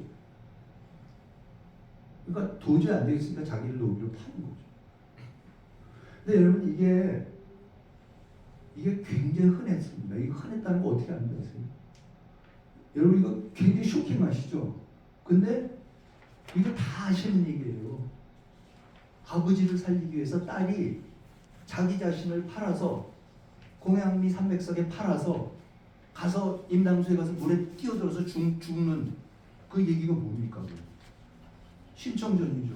심청전이 왜 있습니까? 심청전이 자매 얘기예요. 심청전이 무슨 그 작가가 태평성대에 다 잘 살고 있는데 작가가 뭐 엄청난 상상력을 발휘해서 만드는 얘기가 전혀 아니고 그냥 맨날 있는 이런 자매 일이 벌어지는 거를 갖다가 그래도 소설이니까 얘기니까 좀 각색이나 해갖고 그래도 가갖고 뭐 용왕님을 만나고 다 눈도 뜨고 뭐 해갖고 해피 엔딩이 되는 이런 식으로 그냥 각색을 그렇게 한 것뿐이지 그 스토리의 배경이 되는 그 자매라는 일은 그냥 늘 있었던 거예요. 조선이 이렇게 처참했었어요.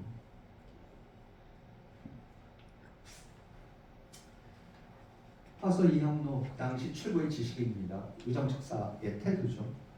이분이 서양을 뭐로 생각했는지 왜 서양을 저렇게 양이라고 척결을 하려고 맨날 그랬을까? 제가 한번 찾아봤어요. 화서집에 나옵니다. 이분이 서양을 어떻게 이해했을까? 서양을 천지대세로 말하는 서구의 숙사라는 표현이요. 수국의 일각과 동일합니다. 뭐예요? 서양은 서쪽 끝에 살기 등등한 기운이 넘쳐나는 물의 나라의 인각, 뭐예요? 거북이, 가재, 오페리오 이런 놈들이랑 같은 동일합니다. 그래서 물속에서 살다가 가끔가다 지느러미 말리려고 뗏목 같은 데 있으면 거기 올라오는데요. 그래서 말리고 있다가 보면 넓은 하늘밖에 안 보여요. 맨날 하나님 그러대요.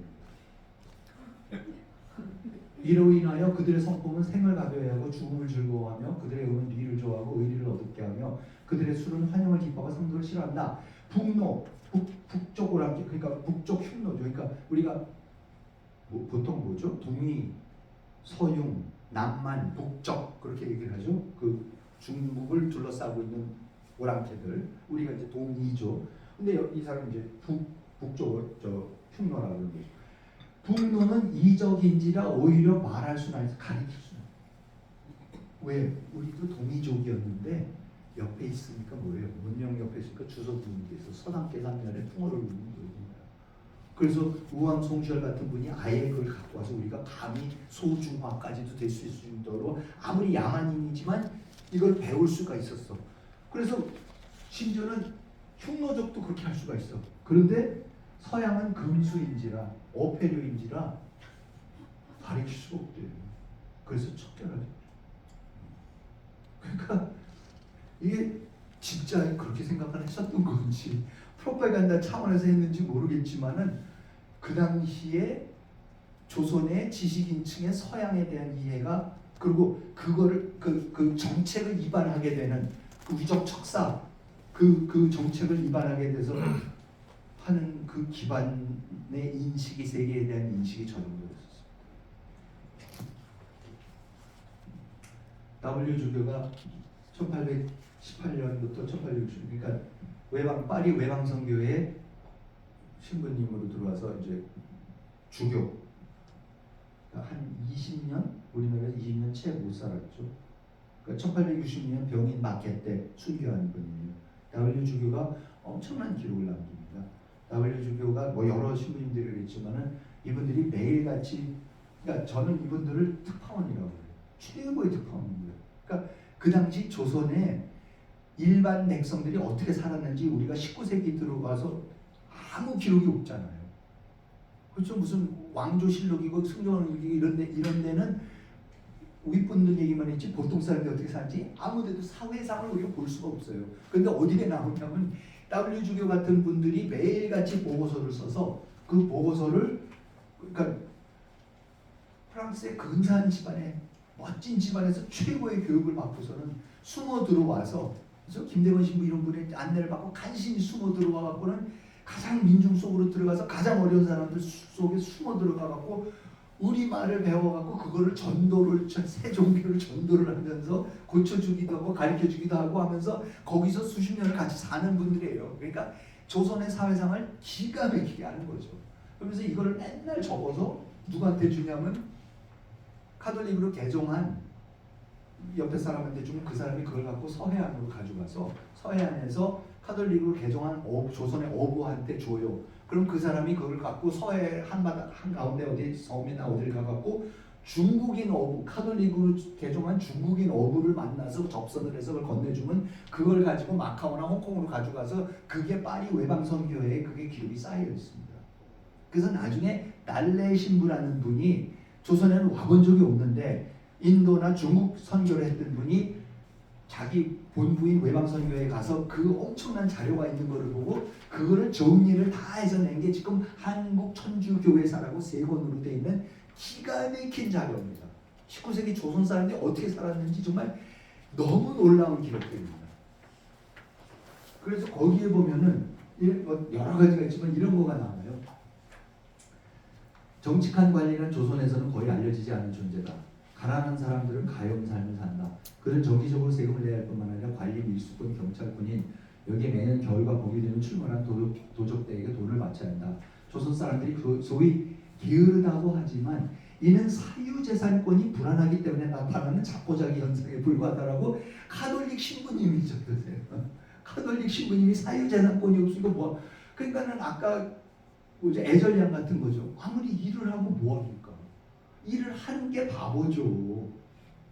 그러니까 저는 이분이 정확해요. 게으르다고? 그러니까 유명했죠. 조선 사람들 게으르는 걸로. 민족성? 그런 거 없습니다. 어떻게 해요? 어떤 체제를 만들어주고 어떤 제도를 만들어주냐에 따라서 가장 게을렀던 사람들이 가장 부지런해지고 이렇게 바뀌어요. 제도의 문제입니다. 체제의 문제입니다. 소수의 부자 상인들과 많은 지방에 많은 토지를 소유하고 있는 사람을 제외하고 대부분의 사람들은 매우 가난하며 서양 사람들보다는 불가능하다고 할 정도의 수준의 하루살이의 인생을 살고 있다고 그러셨습니다. 이거 가지고 들어가세요. 18세기, 19세기 조선 남녀의 기대 수명 보통 한 40 정도는 되지 않을까 그러세요. 20살까지 살았을 때에 살아나면은 그때 기대 수명은 18세기에 35세였다가 19세기에 31살이었다. 이거 저기 차명수 박사님이 쓰신 제일 많이 서양에서도 외국의 모든 인터넷 어디에 다 인용되는 제일 권위 있는 분의 자료입니다.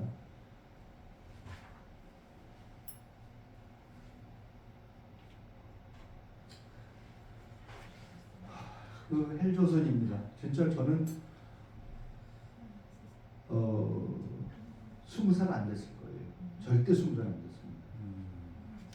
이분들 40살 간신히 됐을 거예요. 근데 그 그러니까 기록이 수없이 나옵니다. 선교사들도 나오고 그러는데 뭐냐면은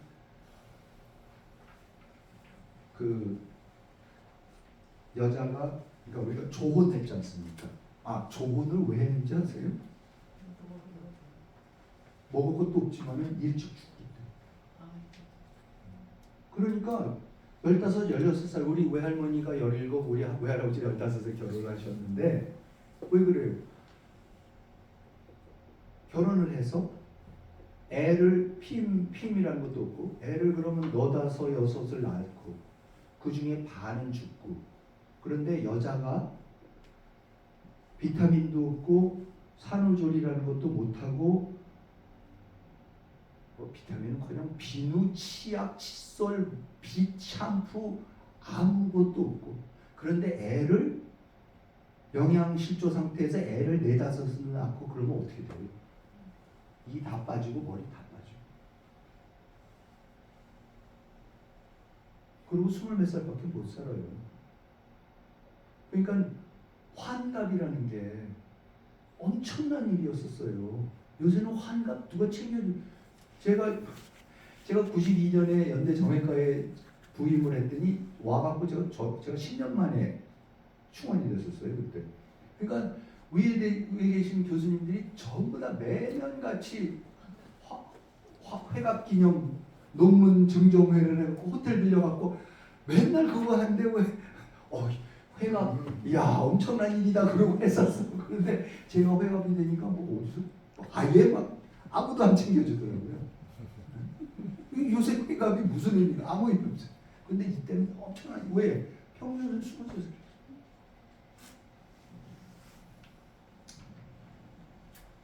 그러니까 저는 그럼 조선이 멸망했을 때 누가 슬퍼했었습니까? 여성, 천민, 무반, 서울, 서북인, 양미, 평민 4대부, 문반 4대부 3%에서 5%예요.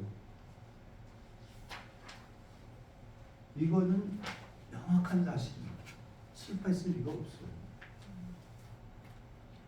그러니까는 나라 뺏긴 거는 슬프지만 조선이 망한 거는 아쉽지가 않았어요. 그게 굉장히 어려운 구분이에요. 우리가 그 구분을 안 하고 조선이 망한 것까지 억울하고 같이 슬프고 하면서 그런데 이게 어떻게 됐냐 역사를 하기 시작하면은 이제 억지 해석들이 나오기 시작합니다. 구한말 이후의 역사는 조선의 민초들을 조선 왕조로부터 어떻게 구출하는가 역사. 지금 우리가 북한의 인민을 김씨 왕조로부터 어떻게 구출할 수 있는가를 고민하고 있듯이 그런 역사입니다. 제가 한 가지만 더 간단하게 말씀드려도 돼요? 네. 시간이 있으시면. 이게 뭐냐면 제가 책 쓰다가 1권의 앞부분을 조선 사람 만들기라고 집어넣습니다.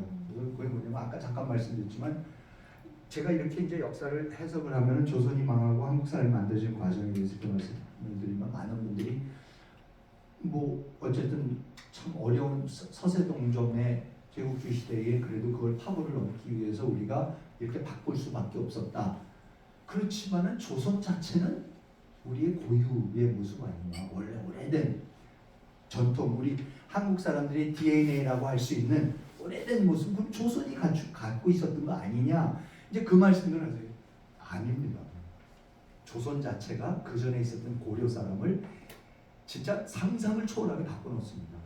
그래서 저는 어떤 그 민족 정체성, 나라의 정체성이라는 거는 만들어지는 거예요. 그냥 유구하게 저절로 흘러내는 거 전혀 없어요. 그거를 그래야지 그거를 이렇게 변했었던 거가 또 이렇게 변하는 거라는 걸 설명을 해야지 그 역동적인 역사가 설명이 되고 특히 지금 벌어지는 게 자꾸 우리 고유의 뭐를 말살한다 이런 얘기가 안 나오고 그냥 그 시대에 어쨌든 보편타당한 거를 찾아가 나서는 과정에서 이렇게 만들어지는구나 이렇게 우리가 역사를 이해해야 된다고 생각해서 이 부분을 집어넣습니다. 근데 이렇습니다. 그러니까 조선 사람은 한국 사람의 원형인가? 고려 사람에서 조선 사람 아까 말씀드렸죠. 원래 교과서를 보면은 불교가 고구려에 전래된 게 372년이에요. 그러면 조선이 392년에 세워졌으면 어떻게 됩니까? 1000년 동안 불교를 했습니다. 공식적으로. 그렇죠? 이 불교 국가의 모습을 보면은 방콕에 가시든지 그 어디죠? 양곤, 미얀마의 양곤의 쉐라곤 가면은 불교 국가의 특징이 뭐냐면 그 수도의 가장 큰 도시 수도의 가장 중심의 가장 큰 건물은 항상 사찰입니다. 왕궁이 아닙니다. 그게 경주에서는 뭡니까? 경주 황룡사죠. 한복판에 제일 크게 있는 그게 그렇습니다. 근데 한양에는 싹 없어졌어요. 한양에는 아예 절이 없었죠. 다 쫓아냈습니다. 아마 개성도 그랬을 거고 가운데 커다란 절들이 있을 거고. 불교 탄압 심하게 합니다. 1406년에 태종 6년에 전국의 3,000개의 불교 사찰 중 11개 종단 242개만 남기고 강제로 폐쇄를 했고요. 태종이. 그리고 그 아드님 세종께서는 그로부터 18년 후에 세종 6년에 11개 종단을 선정과 교정 두 종단으로 통폐합하고 각 종단에 18개씩 총 36개의 사찰만 남기고 모두 폐쇄를 해버립니다. 그러니까 3,000개의 사찰이 36개로 됩니다. 전례를 찾아보기 힘든. 영국의 헨리 8세가 카톨릭에서 탈퇴를 하고 앤 볼린하고 결혼하기 위해서 영국 성공회를 만들면서 지가 처치 오브 잉글랜드의 수장이 되어버리는 그런 그 짓을 할 때에 물론 결혼하고 싶은 것도 있고 이것도 이제 설명 결혼하고 딴 여자랑 이혼하고 그러니까 캐서린하고 이혼하고 앤하고 결혼하고 싶은 것도 있었지만 또 하나는 뭐냐면 이게 지금 자기 아버지 때부터 헨리 7세부터 처음으로 장미전쟁이 끝나고 영국이 중앙집권 국가의 모습을 갖추게 됐을 때에 그 재정이 모자라요. 그 재정을 어떻게 충당을 합니까? 카톨릭 거를 다 뺏어버리는 거죠. 그러니까 지금도 영국에 가시면은 영국 전국 방방곡곡에 무너진 수도원, 무너진 성당들이 즐비하게 있습니다. 왜? 다 뺏어버리고 그걸 다 팔아버리고 그 갖고 있던 땅들 다 그게 다 국고로 환수가 되는 거죠. 그러니까 이제 엘리자베스 때부터 해서 나라가 강해질 수가 있는데 사실은 저는 태종 세종도 그런 속셈 다 환속시키고 사찰이 갖고 있던 땅들 다 뺏고 이제 그러는 거죠. 그 와중에서 이런 거는 보면은 지금 경주 박물관의 마당에 가면 요새도 있는지 모르겠지만 옛날에 이렇게 목 잘린 불상도 참 많았습니다. 근데 저게 왜 저렇게 됐냐 그러면 무슨 몽골 침입이 됐든 뭐 인주들 때 그럴 때는 아닙니다. 이게 보니까 저 때예요.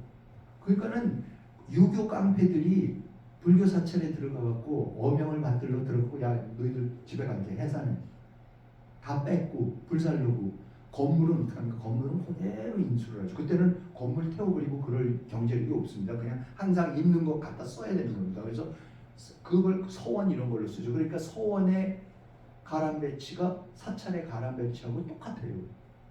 그냥 갖다 썼으니까. 그러고 뭐 불경 같은 거 불태우고 뭐 다 현판 불태울 수 있지만은 지금 처치곤란인 게 이 돌부처예요. 이거 어떻게 합니까? 멀리 가져갈 수 무거워서 그래서 대개 이렇게 근처에 있는 우물에다 내던졌대요. 그래서 우물에 들어가다 보면 약하니까 목이 잘리고 그랬다는 거죠. 그러니까 이거는 종교 탄압의 엄청난 종교 탄압의 흔적입니다, 사실은. 그런데 그런 겉보기만 남은 게 아닙니다. 조선하고 고려는요 너무나 달랐습니다. 이게 세종실록 12년 12월 20일자 기사인데 임금이 김종서하고 대화를 하는 겁니다. 육진 개척한 그 충신 김종서죠. 나중에 세조하고 단종 보기 때문에 세조하고 싸우는 그 세조한테 죽는 김종서죠. 충신. 이 임금이 김종서에게 이르기를 친형의 예는 우리나라에서 오랫동안 실시하지 않았는데 부윤 고약회 등이 고려에 의거해 이를 실행할 것을 요청하였다. 세종 때에 친형의 예를 실시하자는 의문이 있었으나 나열인 초대도 모두 결혼을 시킨 것은 친형을 행하기 어렵기 때문이었다. 그 어려운 이유는 무엇인가?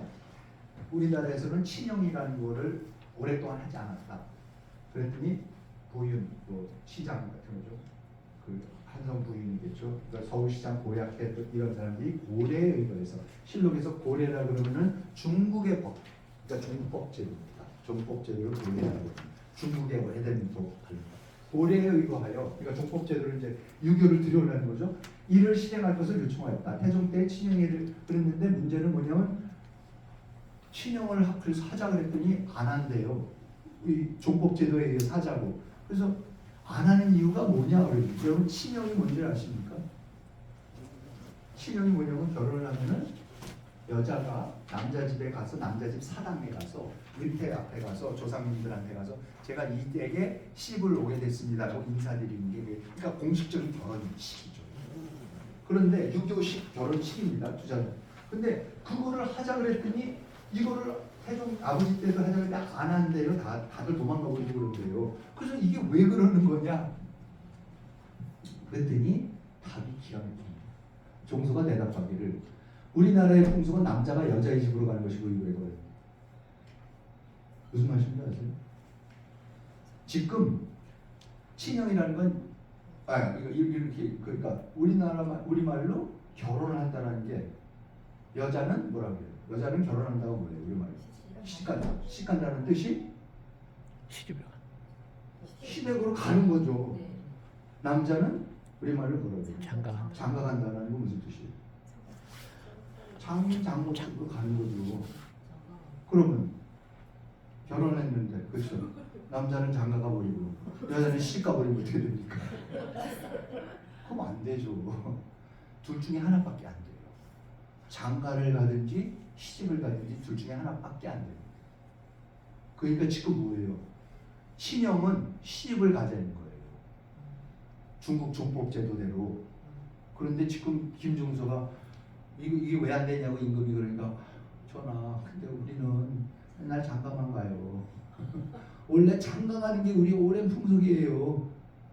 그러면서 만일 여자가 남자의 집으로 들어가게 된다면 시집을 가게 된다면 곧 거기에 필요한 노비의 기명을 여자의 집에서 모두 마련해야 되기 때문에 그것이 곤란하여 어렵게 되는 것입니다. 이게 무슨 뜻이에요? 무조건 장가드는 사회에서는 딸을 낳으면은 언젠가 사위를 하나 드려야 되는구나 해갖고 그 사위를 드리기 위해서 한 식구 더 늘 거를 생각해서 그리고 거기서 나는 그 자식들까지 다 키울 거를 생각해서 그 재산을 그만큼 더 노비우고 기명 이런 거를 마련해야 돼서 그렇게 준비를 늘 하고 있었고 아들을 낳으면 이 자식 장가 보내버리면 되지 치워버리면 되는 거지 이러고 있었는데 느닷없이 이거를 바꿔버리래요. 그랬더니 아니 그러면 여태까지 사위를 드리려고 이거 애들 그 외손주 손녀들을 키우려고 준비했던 그 노비우 기명을 그러면 굳이 그걸 딸려갖고 또 해갖고 왜냐면 가서 굶을 테니까 딸 보내면 저쪽 준비가 안 돼 있으니까 남자 집에서는 그거를 좀 딸려 보내야 됩니다. 남자의 집이 많이 부자는 거 신분 적다는 것이 어렵지 않겠지만 가난한 사람 부담하기가 매우 어렵기 때문에 남자의 집에서도 일을 꺼려왔습니다. 그러니까 남자들이 아들 낳으면 준비가 안 돼 있어요. 새 식구 맞이할 준비가 안 돼 있는 거죠. 그러니까 여러분 이거를 바꾸는 과정에서 뭡니까? 점점 그래도 그렇게 해 그러니까 노비우병 기명을 여자에 따라서 노비우 기명을 딸려 보내는 걸 뭐라 그래요? 그게 뭐예요 지금 우리가 딸 보낼 때? 그게 혼수죠. 혼수가 저렇게 생겨나는 거죠. 느닷없이 시스템을 바꿔버리니까 시집가던 사람, 장가가던 사람들이 시집가라 그래버리니까 우리 장가 아직도 가는 풍속 남아있지 않습니까? 신혼여행 갔다 와서 하룻밤 가서 자잖아요. 꼭 처갓댁에 가서. 그런 거는 남아있습니다. 그죠? 거의 이제 없어지는 거죠.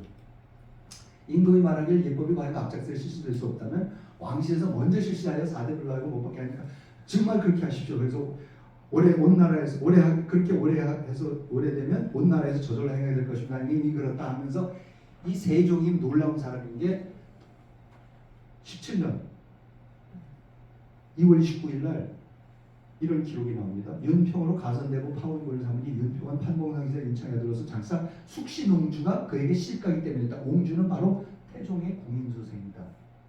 이게 뭐예요? 세종은 태종의 정비, 그죠? 중전의 아들인 거고 태종의 후궁의 딸이 있어. 자기 이복 여동생이 있어. 숙신옹주라고 막내 이복 여동생을 어떻게 해요? 판봉상시사 종묘에서 제례 지내는 사람의 아들, 그 사람 윤창의 아들 윤평을 가선되고 파원 군에 봉해서 뭐를 해요? 숙신의 자기 이복 여동생을 시험 삼아서 시집을 보내요. 그래서 3월 4일자 기사를 그로부터 닷새우 기사를 보시면 파원군 윤평이 숙신옹주를 친히 맞아가니 본국에서의 친형이 이로부터 비롯되었다. 최초로 시집간 거죠. 공식적으로 최초로 시집갑니다. 여러분 이렇게 달랐습니다. 우리 당연히 뭐 옆에 좁고 여자는 뭐 시댁에 갖고 뼈를 먹고 완전히 진짜 더 이게 근데 고려인 아니에요? 코리안. 진짜 보면 이거 어디 나타나세요? 이거 우리 역사 참 엉터리인 게 신사임당이 뭐 자기 친정인 오죽헌에 강릉 오죽헌에 율곡을 데려가고 키워가지고 영특하게 키워서 뭐 어쩌고 이제 그런 얘기를 맨날 하는데 아니 근데 안 가르쳐주고 꼭 얘기를 절대 안 하는 게 뭔지 아세요?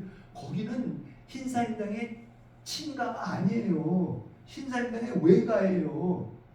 엄마 집이고 외할머니 집이에요. 그래서 그러니까 신사임당의 뭐예요? 아버지 신영화도 장가 들어와서 살고 있었고 외할아버지 이사원도 장가 들어와서 살고 있어요. 그러면 여자가 재산권을 갖고 있고 남자들이 장가 들어와서 살고 있으니까 신사임당은 거기에 있으면은 자기 엄마 집, 자기 외할머니 집에다가 뭐예요? 외할아버지하고 자기 아버지 더부살이 하고 있는 거지 완전히.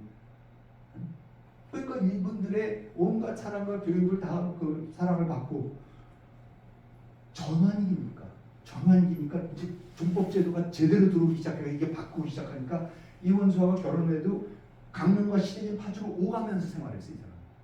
신사임당은. 그러다가 신명화가 세상을 떠나자 친정인 외가인 강릉에 가서 한 3년상을 또 치러요.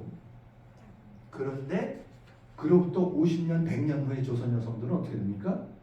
친정을 한 번 떠나면 다시는 갈 수 없는 거고 아무것도 가르쳐주지 않고 양갓집일수록 절대로 여자들한테 그걸 안 가르쳐줘. 그러면서 전혀 다른 여성상이 나오기 시작합니다.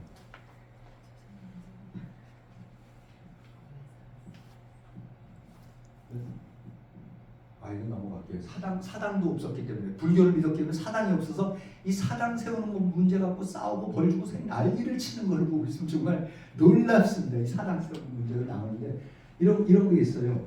고려 사람들이 어땠는가? 서궁이라고 고려 송나라 사신이 왔다가 돌아가서 고려 도경이라는 책을 1124년에 송나라에서 쓴 책이 있는데 다 번역이 되어 있습니다. 남녀간의 혼인에서도 가볍게 합치고 쉽게 헤어져 전례를 본받지 않는 책. 너무나 쉽게 결혼할 때 연한다 그런데요. 이 고려 사람들 자기네 무슨 조법제도 이런 뭐 예법 하나도 안 지키고 너무나 쉽게 부유한 집에서는 아내를 3, 4일이나 맞이하는데 조금만 맞지 않아서 했는데 이거는 거꾸로 본 것 같아. 여자는 가만히 있고 남자들이 맨날 들어와서 장가들다 나와. 아예 그럼 나가 그럼 너가 그럼 나가 또 딴 데 가서 장가들고 그러고 살았다는 거예요. 그들은 항상 중국인이 때가 많은 것을 비웃는다. 그래서 아침에 일어나면 먼저 목욕을 하는 집을 나서며 여름에는 하루에 2번씩 목욕을 한다. 흐르는 시냇물에 많이 모여 남녀 구별 없이 모두 의관을 언덕에 먹고 물금이 따라 속옷을 드러내는 것을 괴상하게 여기지 않는다. 저는 이걸 딱 읽어보고 여러분 목욕 자주 하고 남녀 혼욕하는 게 어느 나라예요? 일본이잖아요. 그럼 이게 뭡니까 지금? 종법제도, 중국의 종법제도가 들어오기 전에 이 한반도에 살았던 사람들은 고구려 특히 신라 백제는 뭐예요? 일본하고 같은 문명이었죠.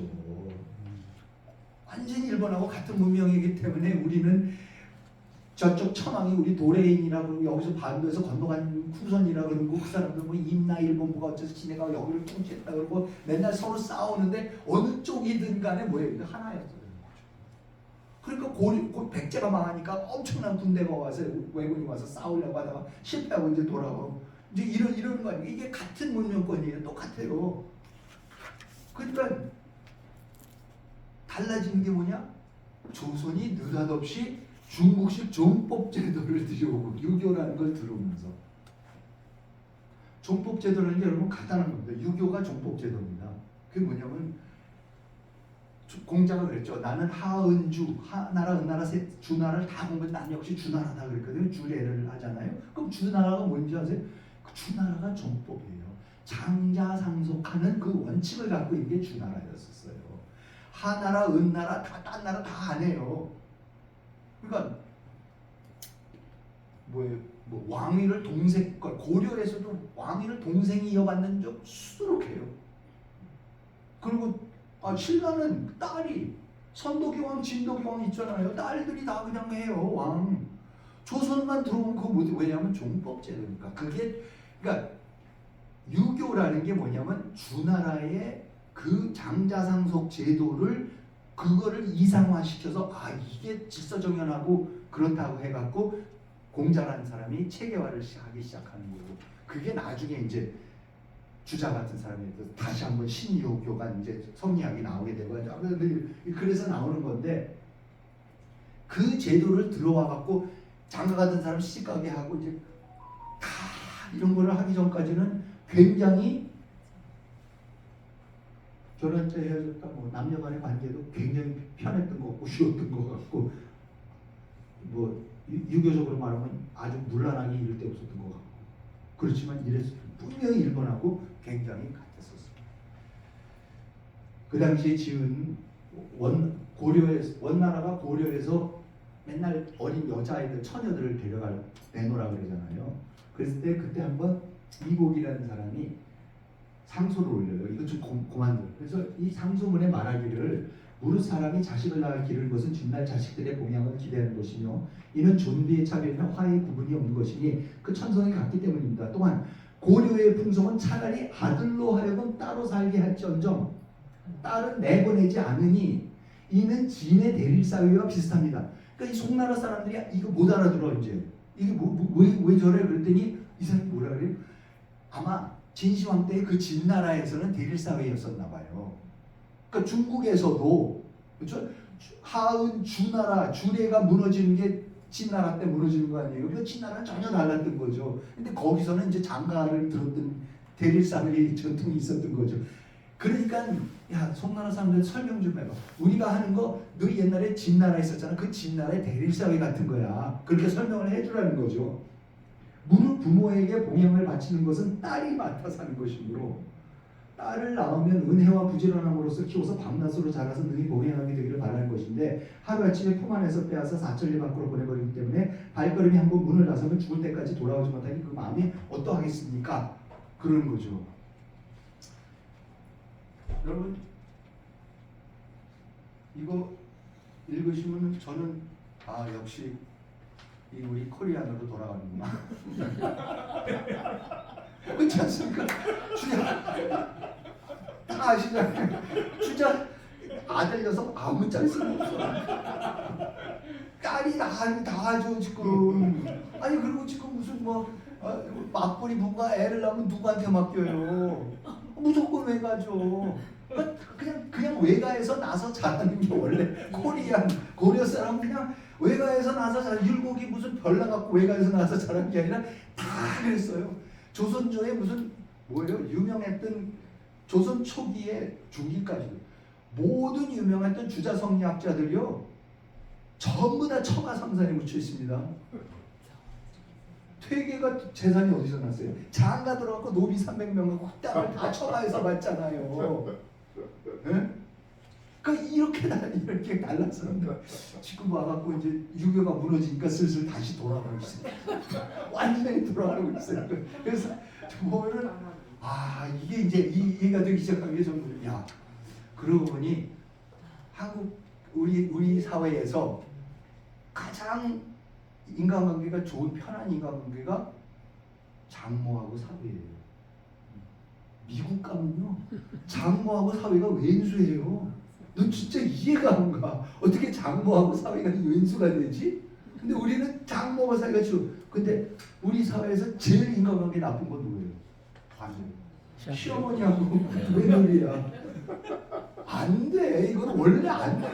수천 년 동안 지금 외가에 가서 나서 자라고 장가만 들던 사람한테 느닷없이 세종대왕이 나타나가지고 무슨 치가라고 생 난리를 쳐갖고 그것도 중기까지 좀 신사임당 때까지도 안 돼. 그러다가 마지막 한 200년 했어요. 17세기, 18세기, 19세기 잠깐만 하다가 또 무너졌어. 그랬더니 어떻게 다 원래로 돌아가 버리는 거예요 지금. 그래서 이게 코리안 DNA가 굳이 있다면 이런 거지 유교는 아니다.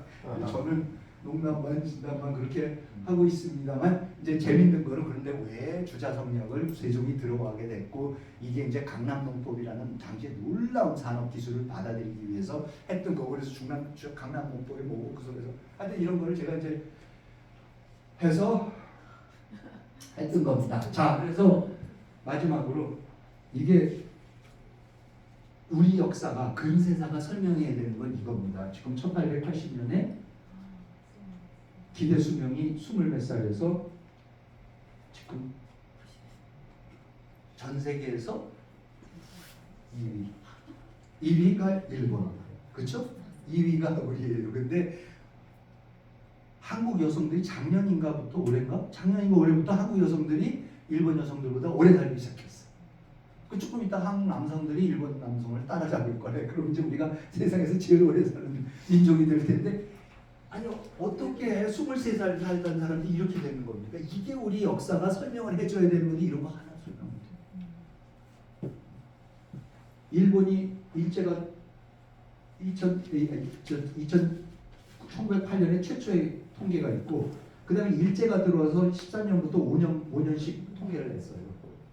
평균 수명. 그래서 44살까지 올려놓습니다. 마지막으로 한 게 42년인데. 근데 이거는요 상하수도 놔주고 그냥 의두 접종하고 그러면 되는 거예요. 이거. 근데 그게 없었으니까 저 전쟁 나갖고 21살까지 떨어졌다가 제가 태어난 58년에 52세 그 다음에 67년에 60세를 넘어가고 88년에 70세 넘어가고 2008년에 80세를 넘어가고 이제 세상에서 제일 오래 사는 민족이 됐습니다.